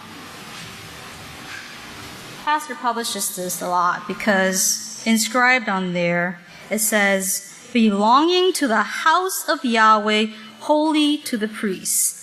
And this was a magnificent discovery because Pastor, he was searching during that time, of course, for the two witnesses, but he was searching for the house of Yahweh. So because of this discovery, today he calls this place the house of Yahweh. We know now what to call Yahweh's home. So this, on the calendar, this whole saying that says, the name of Yahweh's work discovered. And before I show you the work that I've been doing on this, I just want to quickly explain the gematria again. You have a gematria calendar. It's online, there's an app, there's so many ways to get a gematria calendar. You put in the phrase, it spits out numbers. Okay, you don't have to do it manually. It spits out numbers. When you look at those numbers, you put it into the Strongs, and you'll be amazed at the definitions, the meanings, how it correlates with that one quote that you just put in. So let's go ahead and let's show the 3 numbers from this quote. You have in Hebrew, the calculator, 3732. In the English is 2220. And in the simple is 370. So, next. Let's go ahead and look at the Hebrew. The Hebrew gematria, 3732. So I put into the Strongs, and it says here in Hebrew, encircle. Remember, this is about discovering the name, the house of Yahweh. Encircled. Remember what Yahweh says. I camp around my house, right? He encircles, he protects. In the Greek, and this number came from 3733, it means mountain, lifting. And remember what mountain? I mean, we all know it. Isaiah 2, verse 2. It's the promotion of the house of Yahweh, lifting itself above the plain. And what I really like here is of overcoming difficulties, accomplishing great things. And that's what we do here at the house of Yahweh. Now in the English gematria, the number is 2220. And when I put that into the Strongs, it says in Hebrew, power. Now we know Yahweh is the only source of power. So that shows you right there, Yahweh's house, Yahweh's power. In the Greek of the Strongs, it says to leaven. And honestly, that was the only definition that was in the Strongs. And I always associate leaven to like sin and stuff like that. So I had to, ask the expert pastor. I said, Pastor, this says leaven. I don't know. I mean, it sounds kind of negative. He said, no, you forgot what leaven is. And I said, oh, thank you for the correction. Because he says leaven means to cause to ferment. And when it goes through a fermenting process, it becomes pure. And I was like, thank you for having a teacher. Oh, praise Yahweh. And remember, again, this is only at the house of Yahweh do you become pure. through the repentance and conversion of not your way, but Yahweh's way. Now let's run into the simple gematria. The number was 370. In the Hebrews, it says, in the sense of query. And this one has a short story, but Yaakov and Israel, I kind of mentioned at the beginning, they were searching for the two witnesses. They were searching for Yahweh, a house where Yahweh dwells, right? And they had all their questions. So think of the word query. That was the state of mind. That was the state of mind they were in. They were always asking questions. Of course, they had all the answers. Remember, question and answer show? In the Greek, number comes from 514, and it says deserving, being of worth, comparable or suitable. And think about today's theme about proving yourself worthy. So being worthy for the kingdom. All right, so let's go to our next one. You see, that was a lot of work, people. There was a lot of work put into this. But the date of this event, of this discovery, was 6/29/1973. Therefore, I decided, let's go ahead and look at the year and see what occurs. And in the Strong's, it says, form of art. It is. Yahweh's building is beautiful, like an art piece. Far away and yonder. Far away and yonder. First of all, far away, last days. It's from a distant future. Yonder, same thing. But also, I don't know about you, but I've never heard anybody use that word yonder, unless you're watching some kind of southern show, or it was just part of a language I wasn't part of, And when I came down here, and I'll never forget Pastor using that word, and I honestly did not understand what that meant. I always pretended I did, but I did not know what that meant. But look at the language. The Ogi language is right there, right in the Strong's. And in the Strong's Greek, it says yearn upon, greatly loved, longed for. And this is passage relationship with Yahweh. As vice versa too. Yahweh's relationship with Pastor, how they greatly loved and yearned upon one another. They longed for one another. But again, Pastor, he longed for this house of Yahweh when it was discovered. That name, the house of Yahweh. And he sought, just like in Matthew chapter 6:33, that says, seek first the kingdom. We're not looking for something that's magnificent coming down. We are here, the kingdom. Seek Yahweh's house first. So now I decided, okay, well, let's go ahead and look at this next page here. The fourth moon, 15th day of Melchizedek. So I put it together, 415. And this is magnificent because if you look here, Hebrew says, Israel, straight up the name. Mighty Yahweh, straight up the name. And in the Greek, let's not forget somebody else who's very special, Yeshua as the high priest. All three of them together on this day of discovery of the house of Yahweh. The three main people we need in order for the house of Yahweh to even exist. Right there. Now this is a magnificent one. I want you to look at what's highlighted. I looked up this phrase, this is our home. And that was one of the last things I thought about, because I said, it's marvelous that Yahweh put so much work in guiding to bring Pastor to establish this house of Yahweh. And I said, man, he is right. He's right. This is our home. This is our family. This is what we longed for. So I said, let me plug that in. This is our home. And when I saw 1074, I said, why am I not surprised, but surprised at the same time? I have to say that Pastor's license plate is tied to everything that's occurring in our lives. In our lives, Pastor's license plate, it is.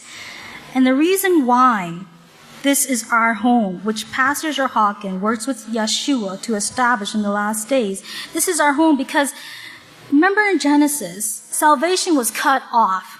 When they refused the tree of life, when they killed Abel, Yahweh said, I'm not going to allow you to obtain this salvation until the last Abel is born. And remember what Isaiah 49 said, that Pastor is the salvation to all the world this time. Not just in the Garden of Eden, but to all the world. And that's before cars were even created. How did Yahweh know in the future that this man would be driving a car with the tag number 1074? He stuck it on from the very beginning. From the very beginning, that it would tie into every single phrase we will think of that relates to the house of Yahweh, to every single word that is written in the book of Yahweh. He stuck that 1074 onto. Now, they also call this the Solomon's temple, but remember that the word temple is an Egyptian word. They used it to replace the beautiful name, the house of Yahweh, because they didn't want Yahweh's on anything. They didn't want it on anything. So they stuck it with this defiled word, temple. And they did not repent of that. So Yeshua built this foundation with his 12 disciples. Remember that? They laid the foundation. And Pastor says that without this established foundation, he wouldn't have understood the prophecies. Because the disciples, the apostles, were the one that expounded upon these prophecies and made it clear to him what will become of this world in the last days. But if you're iffy about gematria, you're like, oh, that's just too much work for me. I don't even know how to type in gematria. So just look up the word home. Look up the word home, and I'll show you what occurs here. Home. Just put the word home in the Strongs, okay? Comes to 1004. It says, Bayit, a house, a family, that's us, a tent, established structure. Remember, Pastor established this. The booths or huts. The house of tabernacle. That's what we are. When the word is joined to the word Yahweh, Bayit represents a place of worship or the sanctuary, the house of Yahweh. There's no doubt about it. This is home. In the Greek, the next page, the number is 3624. It says a dwelling, a family, a house. Again, they use the word temple, but we know that this is saying the house of Yahweh. Because if you look later, it says the tabernacles of the house of Yahweh. Your house, but Yahweh's house. A house of believers where Yeshua is over. Or a local church. We don't use that word church, but we use congregation. Because remember what Revelation says in 22, Yeshua has a congregation. But if you really don't like Strong's neither, let me show you a definition in a dictionary. Home, in the Webster's dictionary, I want you to see the word household. That's what we are. And the last part there says to guide, to be guided by a radar. And we know that's our teacher. He is guiding us. He is guiding us, and that radar is his voice. The next definition found in Merriam-Webster, this is actually online. You look at the third bullet point, and I think this is beautiful right here. Home is where the heart is. Where's your heart? Is it here? Is it here? If you look at the third last definition, it says establishment. Remember, house of Yahweh finally reestablished because we know the name. And the last definition there on that page, harmony, unity.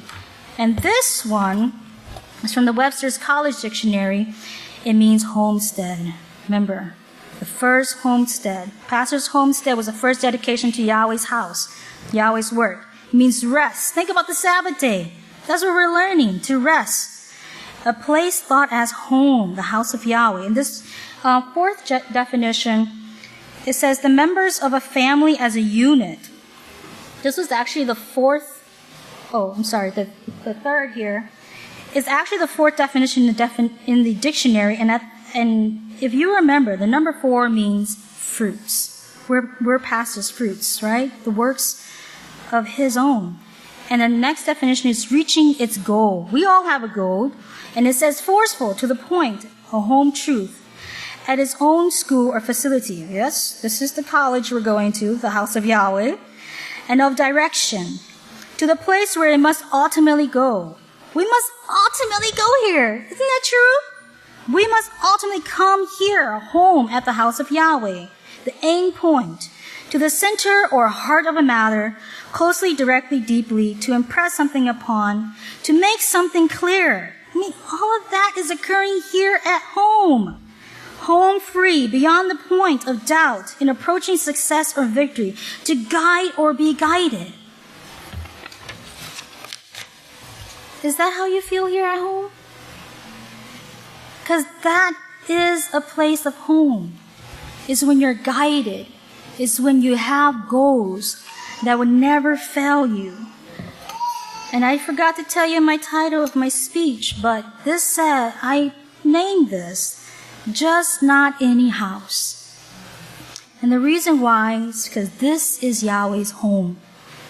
This is our home. And remember, this is our 1074. If you all please stand, I'd like to turn it over to the next speaker.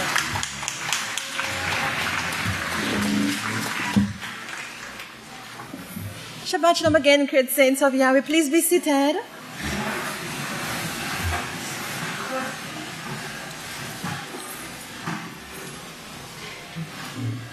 Now, I need to ask you something. I know it's hot. I can see your fans, but I need to ask you something. The tongue can no man tame. Where is this written? In the book of Yaakov. So turn with me to the book of Yaakov because I want to talk about the tongue. Yaakov chapter 3, and the entire thing talks about the tongue. It's entitled, The Unruly Tongue. And just scan it because the Great One says, our subconscious mind. So just scan that whole chapter about the unruly tongue. Man can do everything, mankind, not just man alone. Women, we can do nice things too. Man can do everything. He can tame animals. He can build skyrockets. He can do nuclear bombs. He can do everything, but he cannot tame the tongue. So, the Great One sent defines it very well. For the tongue, verses 8 and 9. For the tongue can no man tame. It's an unruly evil, filled with deadly poison. With it, we bless Yahweh our Father. And with that same tongue, we curse man who is being made in the likeness of Yahweh. So the Great One said it's like this. We have a nice meal. It's pretty here. And we're going to eat. So we pray to Yahweh, nice, proper, bless the food, nice, health to the body, health to the mind, nice prayer, praise Yahweh, hallelujah, Yahweh, praise Yahweh, and we start eating. And when we taste the first bite, we're like, I want to know who cooked this. I want to know what they were wearing when they cooked it, who was around them when they cooked it, what they were thinking of, and everything about them. I want to know who cooked this. The same tongue. So, then it reminds me of an incident that was brought to my attention. It said, the incident said, there was this work area, volunteer area, and the person who is in charge, you need to know what's going on to take, an account of what is going on in the great work. So this person came and the person said, the person in charge said, well, let me just give each of us something nice to do. And the person wasn't quite pleased. So with the tongue, she said, I'm going home. If you want me, come and find me, because I can see you don't need me right now, although they gave us something to do. You don't need me right now, but if you need me, I'll be home. Find me. Tongue. Then there was another incident, Beelzebub. There was another incident that said, when I came to the house of 6,000 years ago, I was asked to teach a class. I said, but I'm new. You want me to teach the class? Teach the class. So I said, I'm teaching the class. So a question was asked. The person raised their hand. And the person asked, just regular purity, okay, regular. If I'm unclean and I touch right here of the house, is the whole house unclean? I started thinking, I said to myself, ooh, maybe if it was a little nice tent house, but what if I'm living in a skyscraper? Is the whole skyscraper unclean? So I said, well, that was a very powerful question. Let me get back with you. No, I think I told her, just spray and wipe and ta-ta-ta-ta. So the tongue, and this is why I named this portion of my speech, let's prove to Yahweh we would like to speak with the sweet side of our tongue. Did you know that the tongue has a map that shows us the different taste areas? Sweet, sour, bitter, ta-ta-ta-ta. And there's an area on the tongue that has no taste buds. Did you know that? Can I show you? May you see? Nice and deep, please.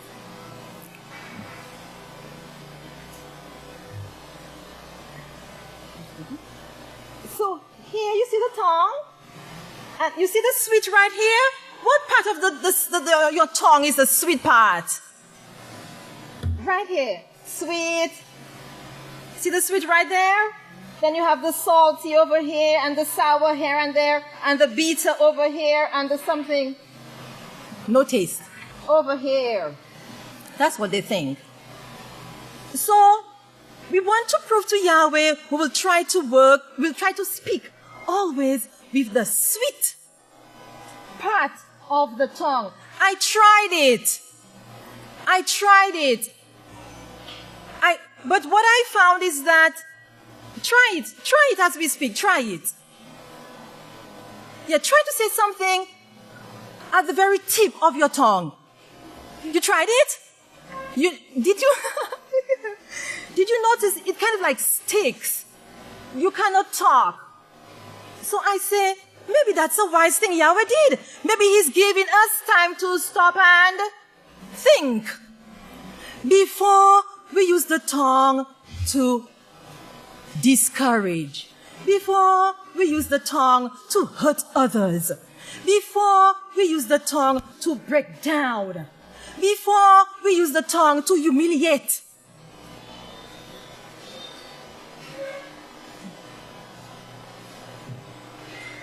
Speak on the sweet side of the tongue. Of course, spiritually. And then there was the incident. Speaking with the sweet side of the tongue. Last Sabbath, the great one said, and we have some nice tasty food. You can use your entire tongue for the great food from the house of Yahweh. You can use all your taste buds, nice. Use the tongue to motivate, to seek peace and pursue it. And I sometimes think, why would fathers say that about the tongue?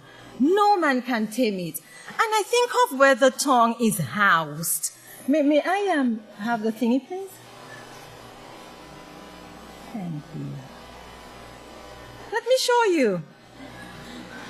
The tongue is housed in a very complex house. You see, that's your tongue right here. And look all around the tongue.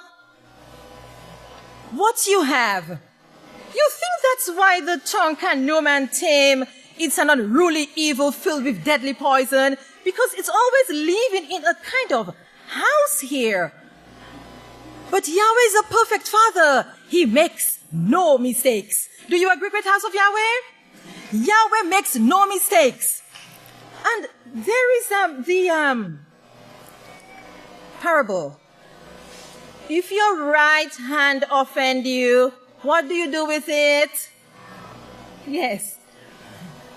If you find that the tongue is influencing you to hurt, be a stumbling block, humiliate, disappoint, use your incisors.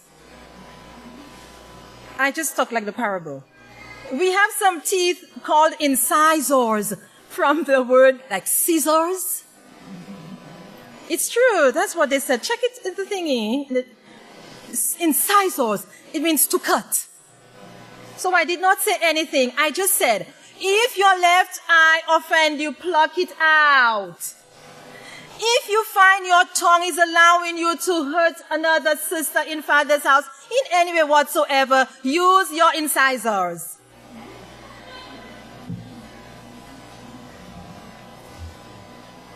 use the sweet side of the tongue.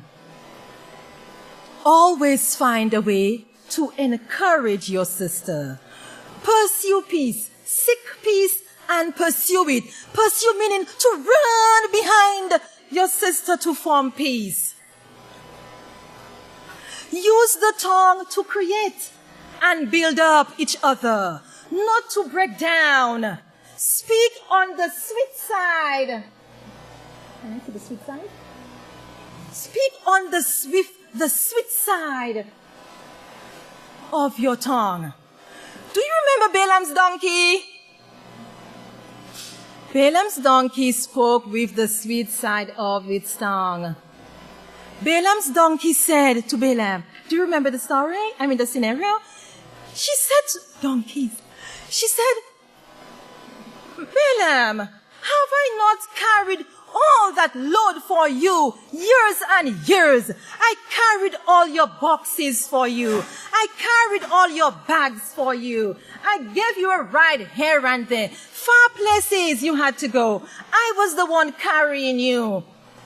Everything, Balaam, I was carrying. I was your donkey. I served you well for so many years. And now you're beating me with that big stick. She asked nicely.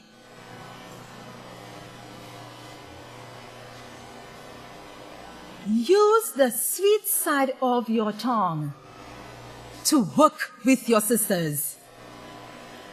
Remember what Ecclesiastes says. Ecclesiastes 12:11 says, the words of the wise, 12:11 Ecclesiastes, the words of the wise are like goads, G-O-A-D-S, meaning something to stimulate, something to encourage, something to motivate, something to steer to action. Your sister.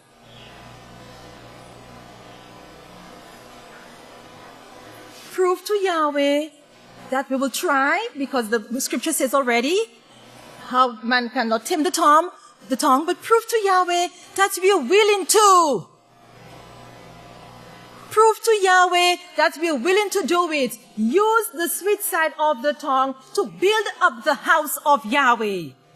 And when the tests and trials come, and those pains, the pain that we have to bear, use the sweet side of your tongue to sing that song.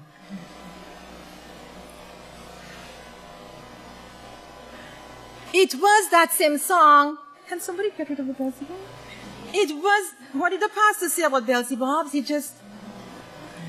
It was that same song, if you think about it, that same song that Eob would have sung, and I heard his name before. Eob would have sung that song, accepting pain in tribulations, and all the others who went through their tests and their trials to prove themselves to Yahweh would have sung a song like that.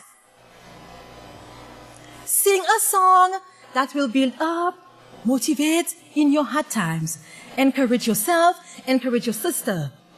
Do you agree, great house of Yahweh? Prove to Yahweh that we can speak with the sweet side of our tongues and always find a way to encourage. And also your words, just before we close, your words. Let your words be a tool that your sisters can use in their hard times. They can hear and they can use those like stepping stones and not stones to break them down. So therefore, in closing, we can say to Yahweh, if we speak and we try to speak with the sweet side of our tongues, let our words of our mouths and the meditation of our hearts be acceptable to Yahweh, our Father. Praise Yahweh. And we turn over to our great next speaker. Shalom, you may be seated. I'm going to try to speak with the sweet side of my tongue right now, and always. All right, the title of my speech is Proof is Undeniable. Proof is undeniable. And I want to start out by having you turn to Psalm 110, verse 3. Psalm 110, verse 3. I want you to keep 3 words in mind. I'd like for you to write them down.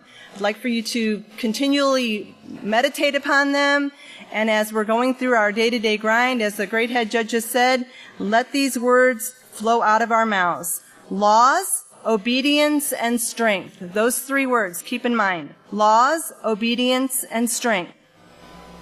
Now, if you have Psalm 110, verse 3, I'd like to get started there. It says, your people will have proved themselves obedient to the law on the day you go forth in power. They will unite with you, arrayed in their holy garments, like the morning dew. They will completely cover the earth, governing with you. You see those words in that scripture that I told you to keep an eye on? Laws, obedience, and strength. Remember, power is strength. It says, your people will have proved themselves obedient to the law on the day you go forth in power, right? So proving, what have we got to prove anyway? Any of you ever heard that, well, I don't have anything to prove to anybody? Have you ever heard anyone say that? I got nothing to prove to you. Well, I'm here to prove to you without a shadow of a doubt that we are all absolutely obligated to prove something to Great Father Yahweh. Okay? So if you stand there with your hand on your hip saying, I got nothing to prove to you, well, we are all Yahweh to one another, are we not? So you have something to prove to me, and I have something to prove to you, and together we all have something to prove to. That's right. Now, I'd like to show the definition of the word prove, and this is from the Cambridge Dictionary, and it means to show after a time or by experience that something or someone has a particular quality. Now, as we go through our tests and trials, I'm going to keep that on the screen there. We are proving something to Yahweh after a time, and that's why some fall away. Remember the parable? Some show themselves that they were fakers. I want you to write that word down. Fakers. Because you are either real or you are a faker. Can there be any in between with Yahweh? Now remember that Yahweh, what he does is he continually puts tests upon us, right? And all that's for, it's not because Yahweh's like, oh, I can't wait to test and try them. I just say, what can I do to her next? No, Yahweh's not like that. It says to make it clear that something is or is not true. Think of these things when you're being tested. The next definition is to show a particular result. Now we're getting somewhere. After a period of time. Now when you're tested over and over and over and over and over and over and over and over and over and over and over again, Yahweh is looking for the result, okay? The last definition here, to show that something is true. And that's what we're hoping for, okay? So I hope you had time to write those down. Because what Yahweh's offered us here today is more than just a job, okay? More than just a job. Right?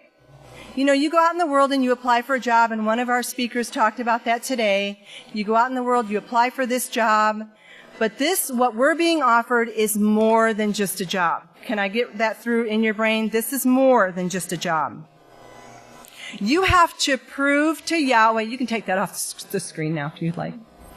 You have to prove to Yahweh that you can do this job. But how do we prove ourselves? And what are we trying to prove anyway? What are you trying to prove anyway? You ever heard that saying? What are you trying to prove anyway? Especially if you're disgusted with somebody or you have a problem with them. I don't know what she's trying to prove anyway. Well, I'll tell you. What she's trying to prove is that she can qualify for this job. Right? Is that what we're qualifying for? It's got to be the most important thing in our lives that we prove obedience through humility. And it has to be, can you be obedient without being humble? And scripture says, and I loved our last speaker's speech about the speaking with kindness, but it says to the harsh, to the gentle, if they come down in a helicopter, if they come to you in a boat, if they come to you mean, if they come to you with a look on your face, you still have to be what? Say it again.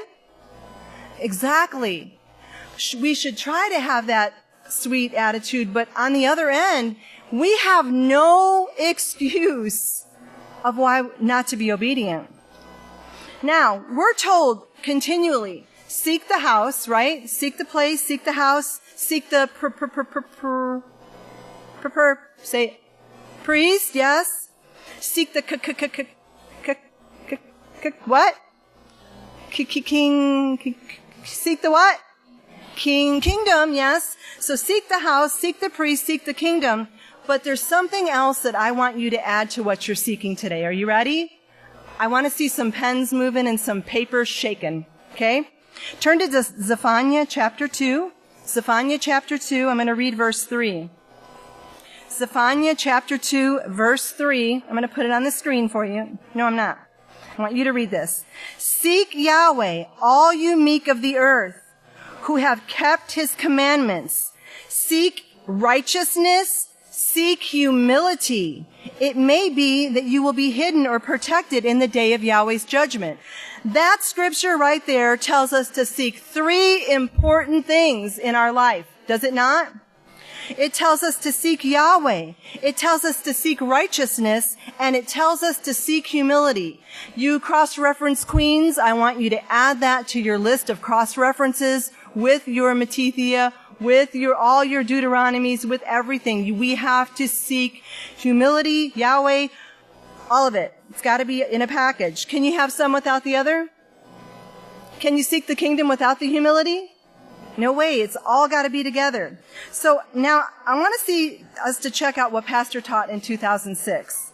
And in the book of Israel 6, chapter 40, verses 108 and 109, it says, so you've got to seek the habitation of your father. That's what Moshe did, okay? So Moshe, he had it. He had the humility. Pastor said he was a very humble man. He was seeking the house, the habitation. And then it says the place, Pastor says in verse 109, which Yahweh your father shall choose out of all your tribes to establish his name. And there you can go if you want to. Does he say that? There you must go. Yeah, Yahweh is a man that tells us exactly what's on his mind. Does he not? Who else do we know is kind of like that in these last days? I'm thinking Pastor. So he says, there you must go. That is, if you want to be judged. Who are you to judge me? Have you ever heard that? Well, I mean, I've heard it a few times. I've heard it more times than I'd like to say that's hit my ears, but who are you to judge me? Well, I'm Yahweh to you. And you're Yahweh to me. You should be judging me, and I'm judging you. And Yahweh's judging us all, right? So is it okay if we learn to judge one another's actions and learn what we shouldn't, what's acceptable behavior and what's not? That doesn't mean we go around talking about it. Because what I wanted to say to the great queens of Yahweh is it's always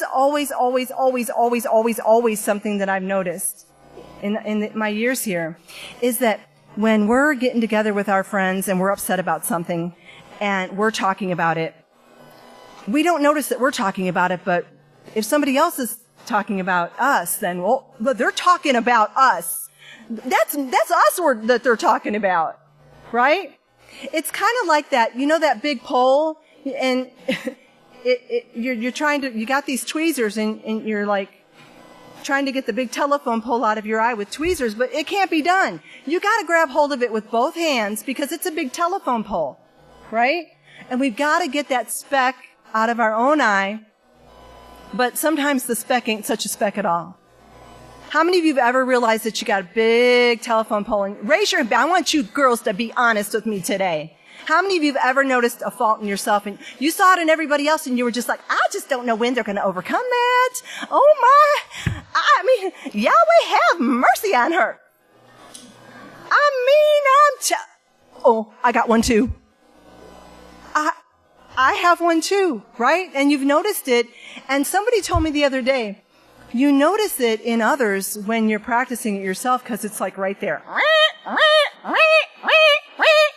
So if I were to give you a free pass that you could go up to anyone in the house of Yahweh today and ask them to leave, who was the first person that popped into your mind? Oh, I don't want you to tell me, but I want you to overcome it.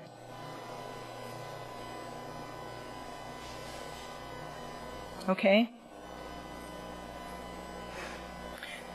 If a thought or a name or anything passed through your mind, I don't want you to tell me, but I want you to overcome it. Okay? Because we all are overcoming and we all have the right to be here.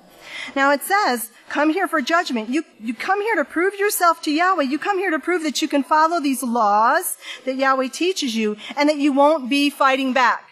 How many of you have ever fought back against Yahweh? Raise your hand. I want you to be honest. We have we not? If your hand's not up, then I'm going to see you in confession.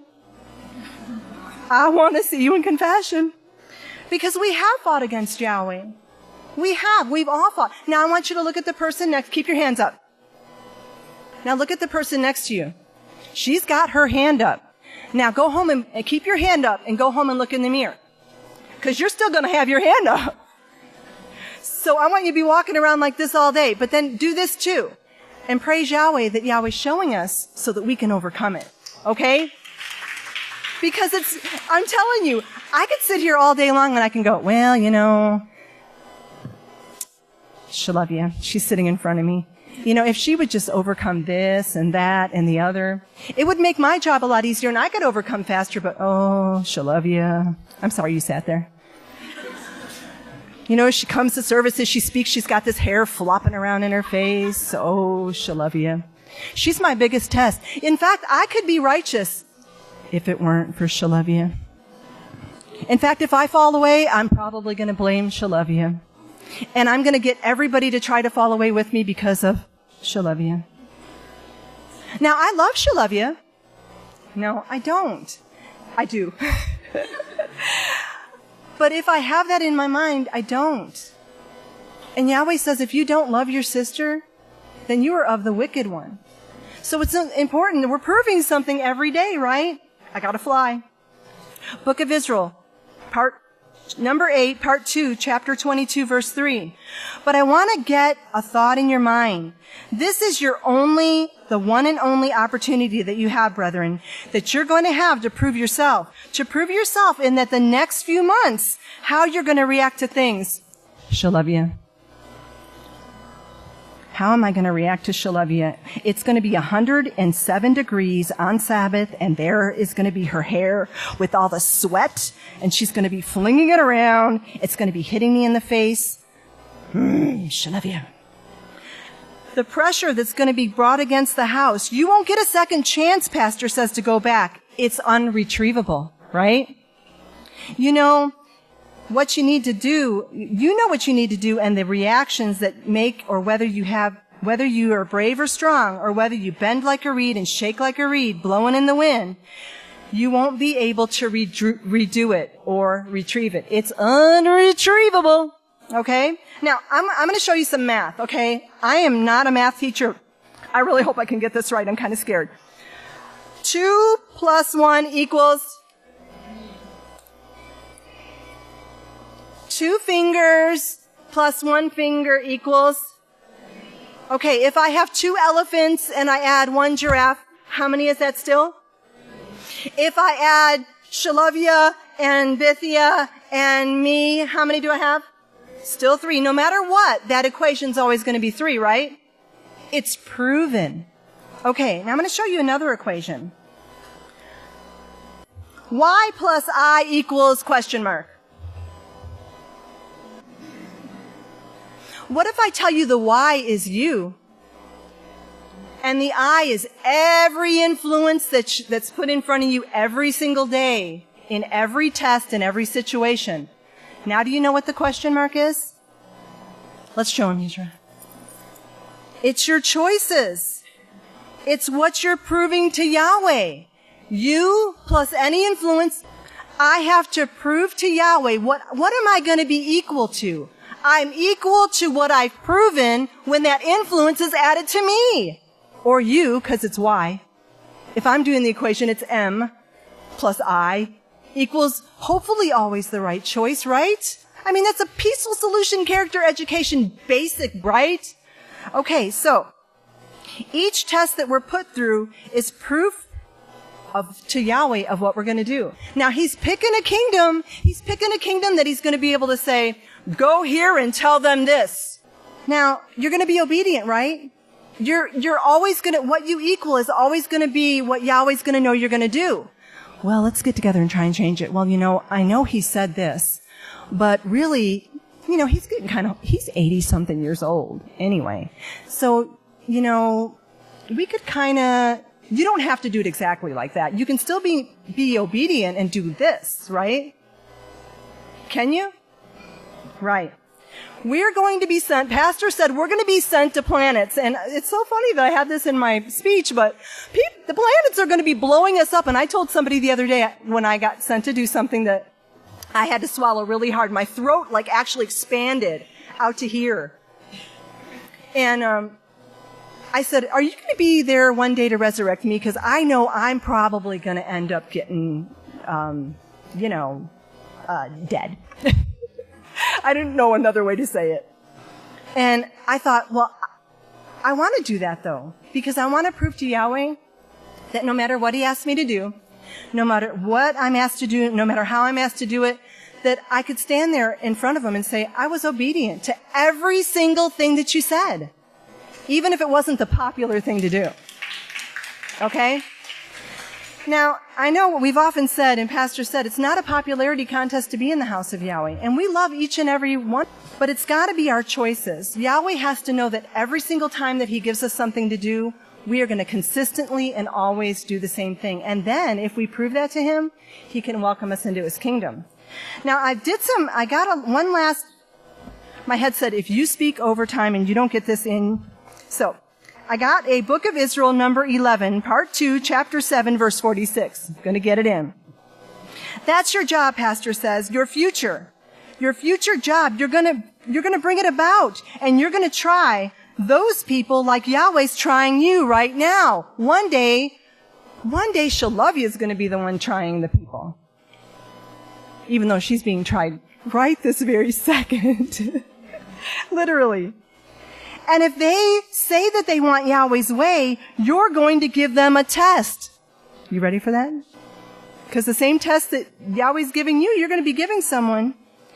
Pastor says, that's right. You're going to have to give them the same test that you have. And you're going to tell them, like I tell you, Pastor says, buckle up.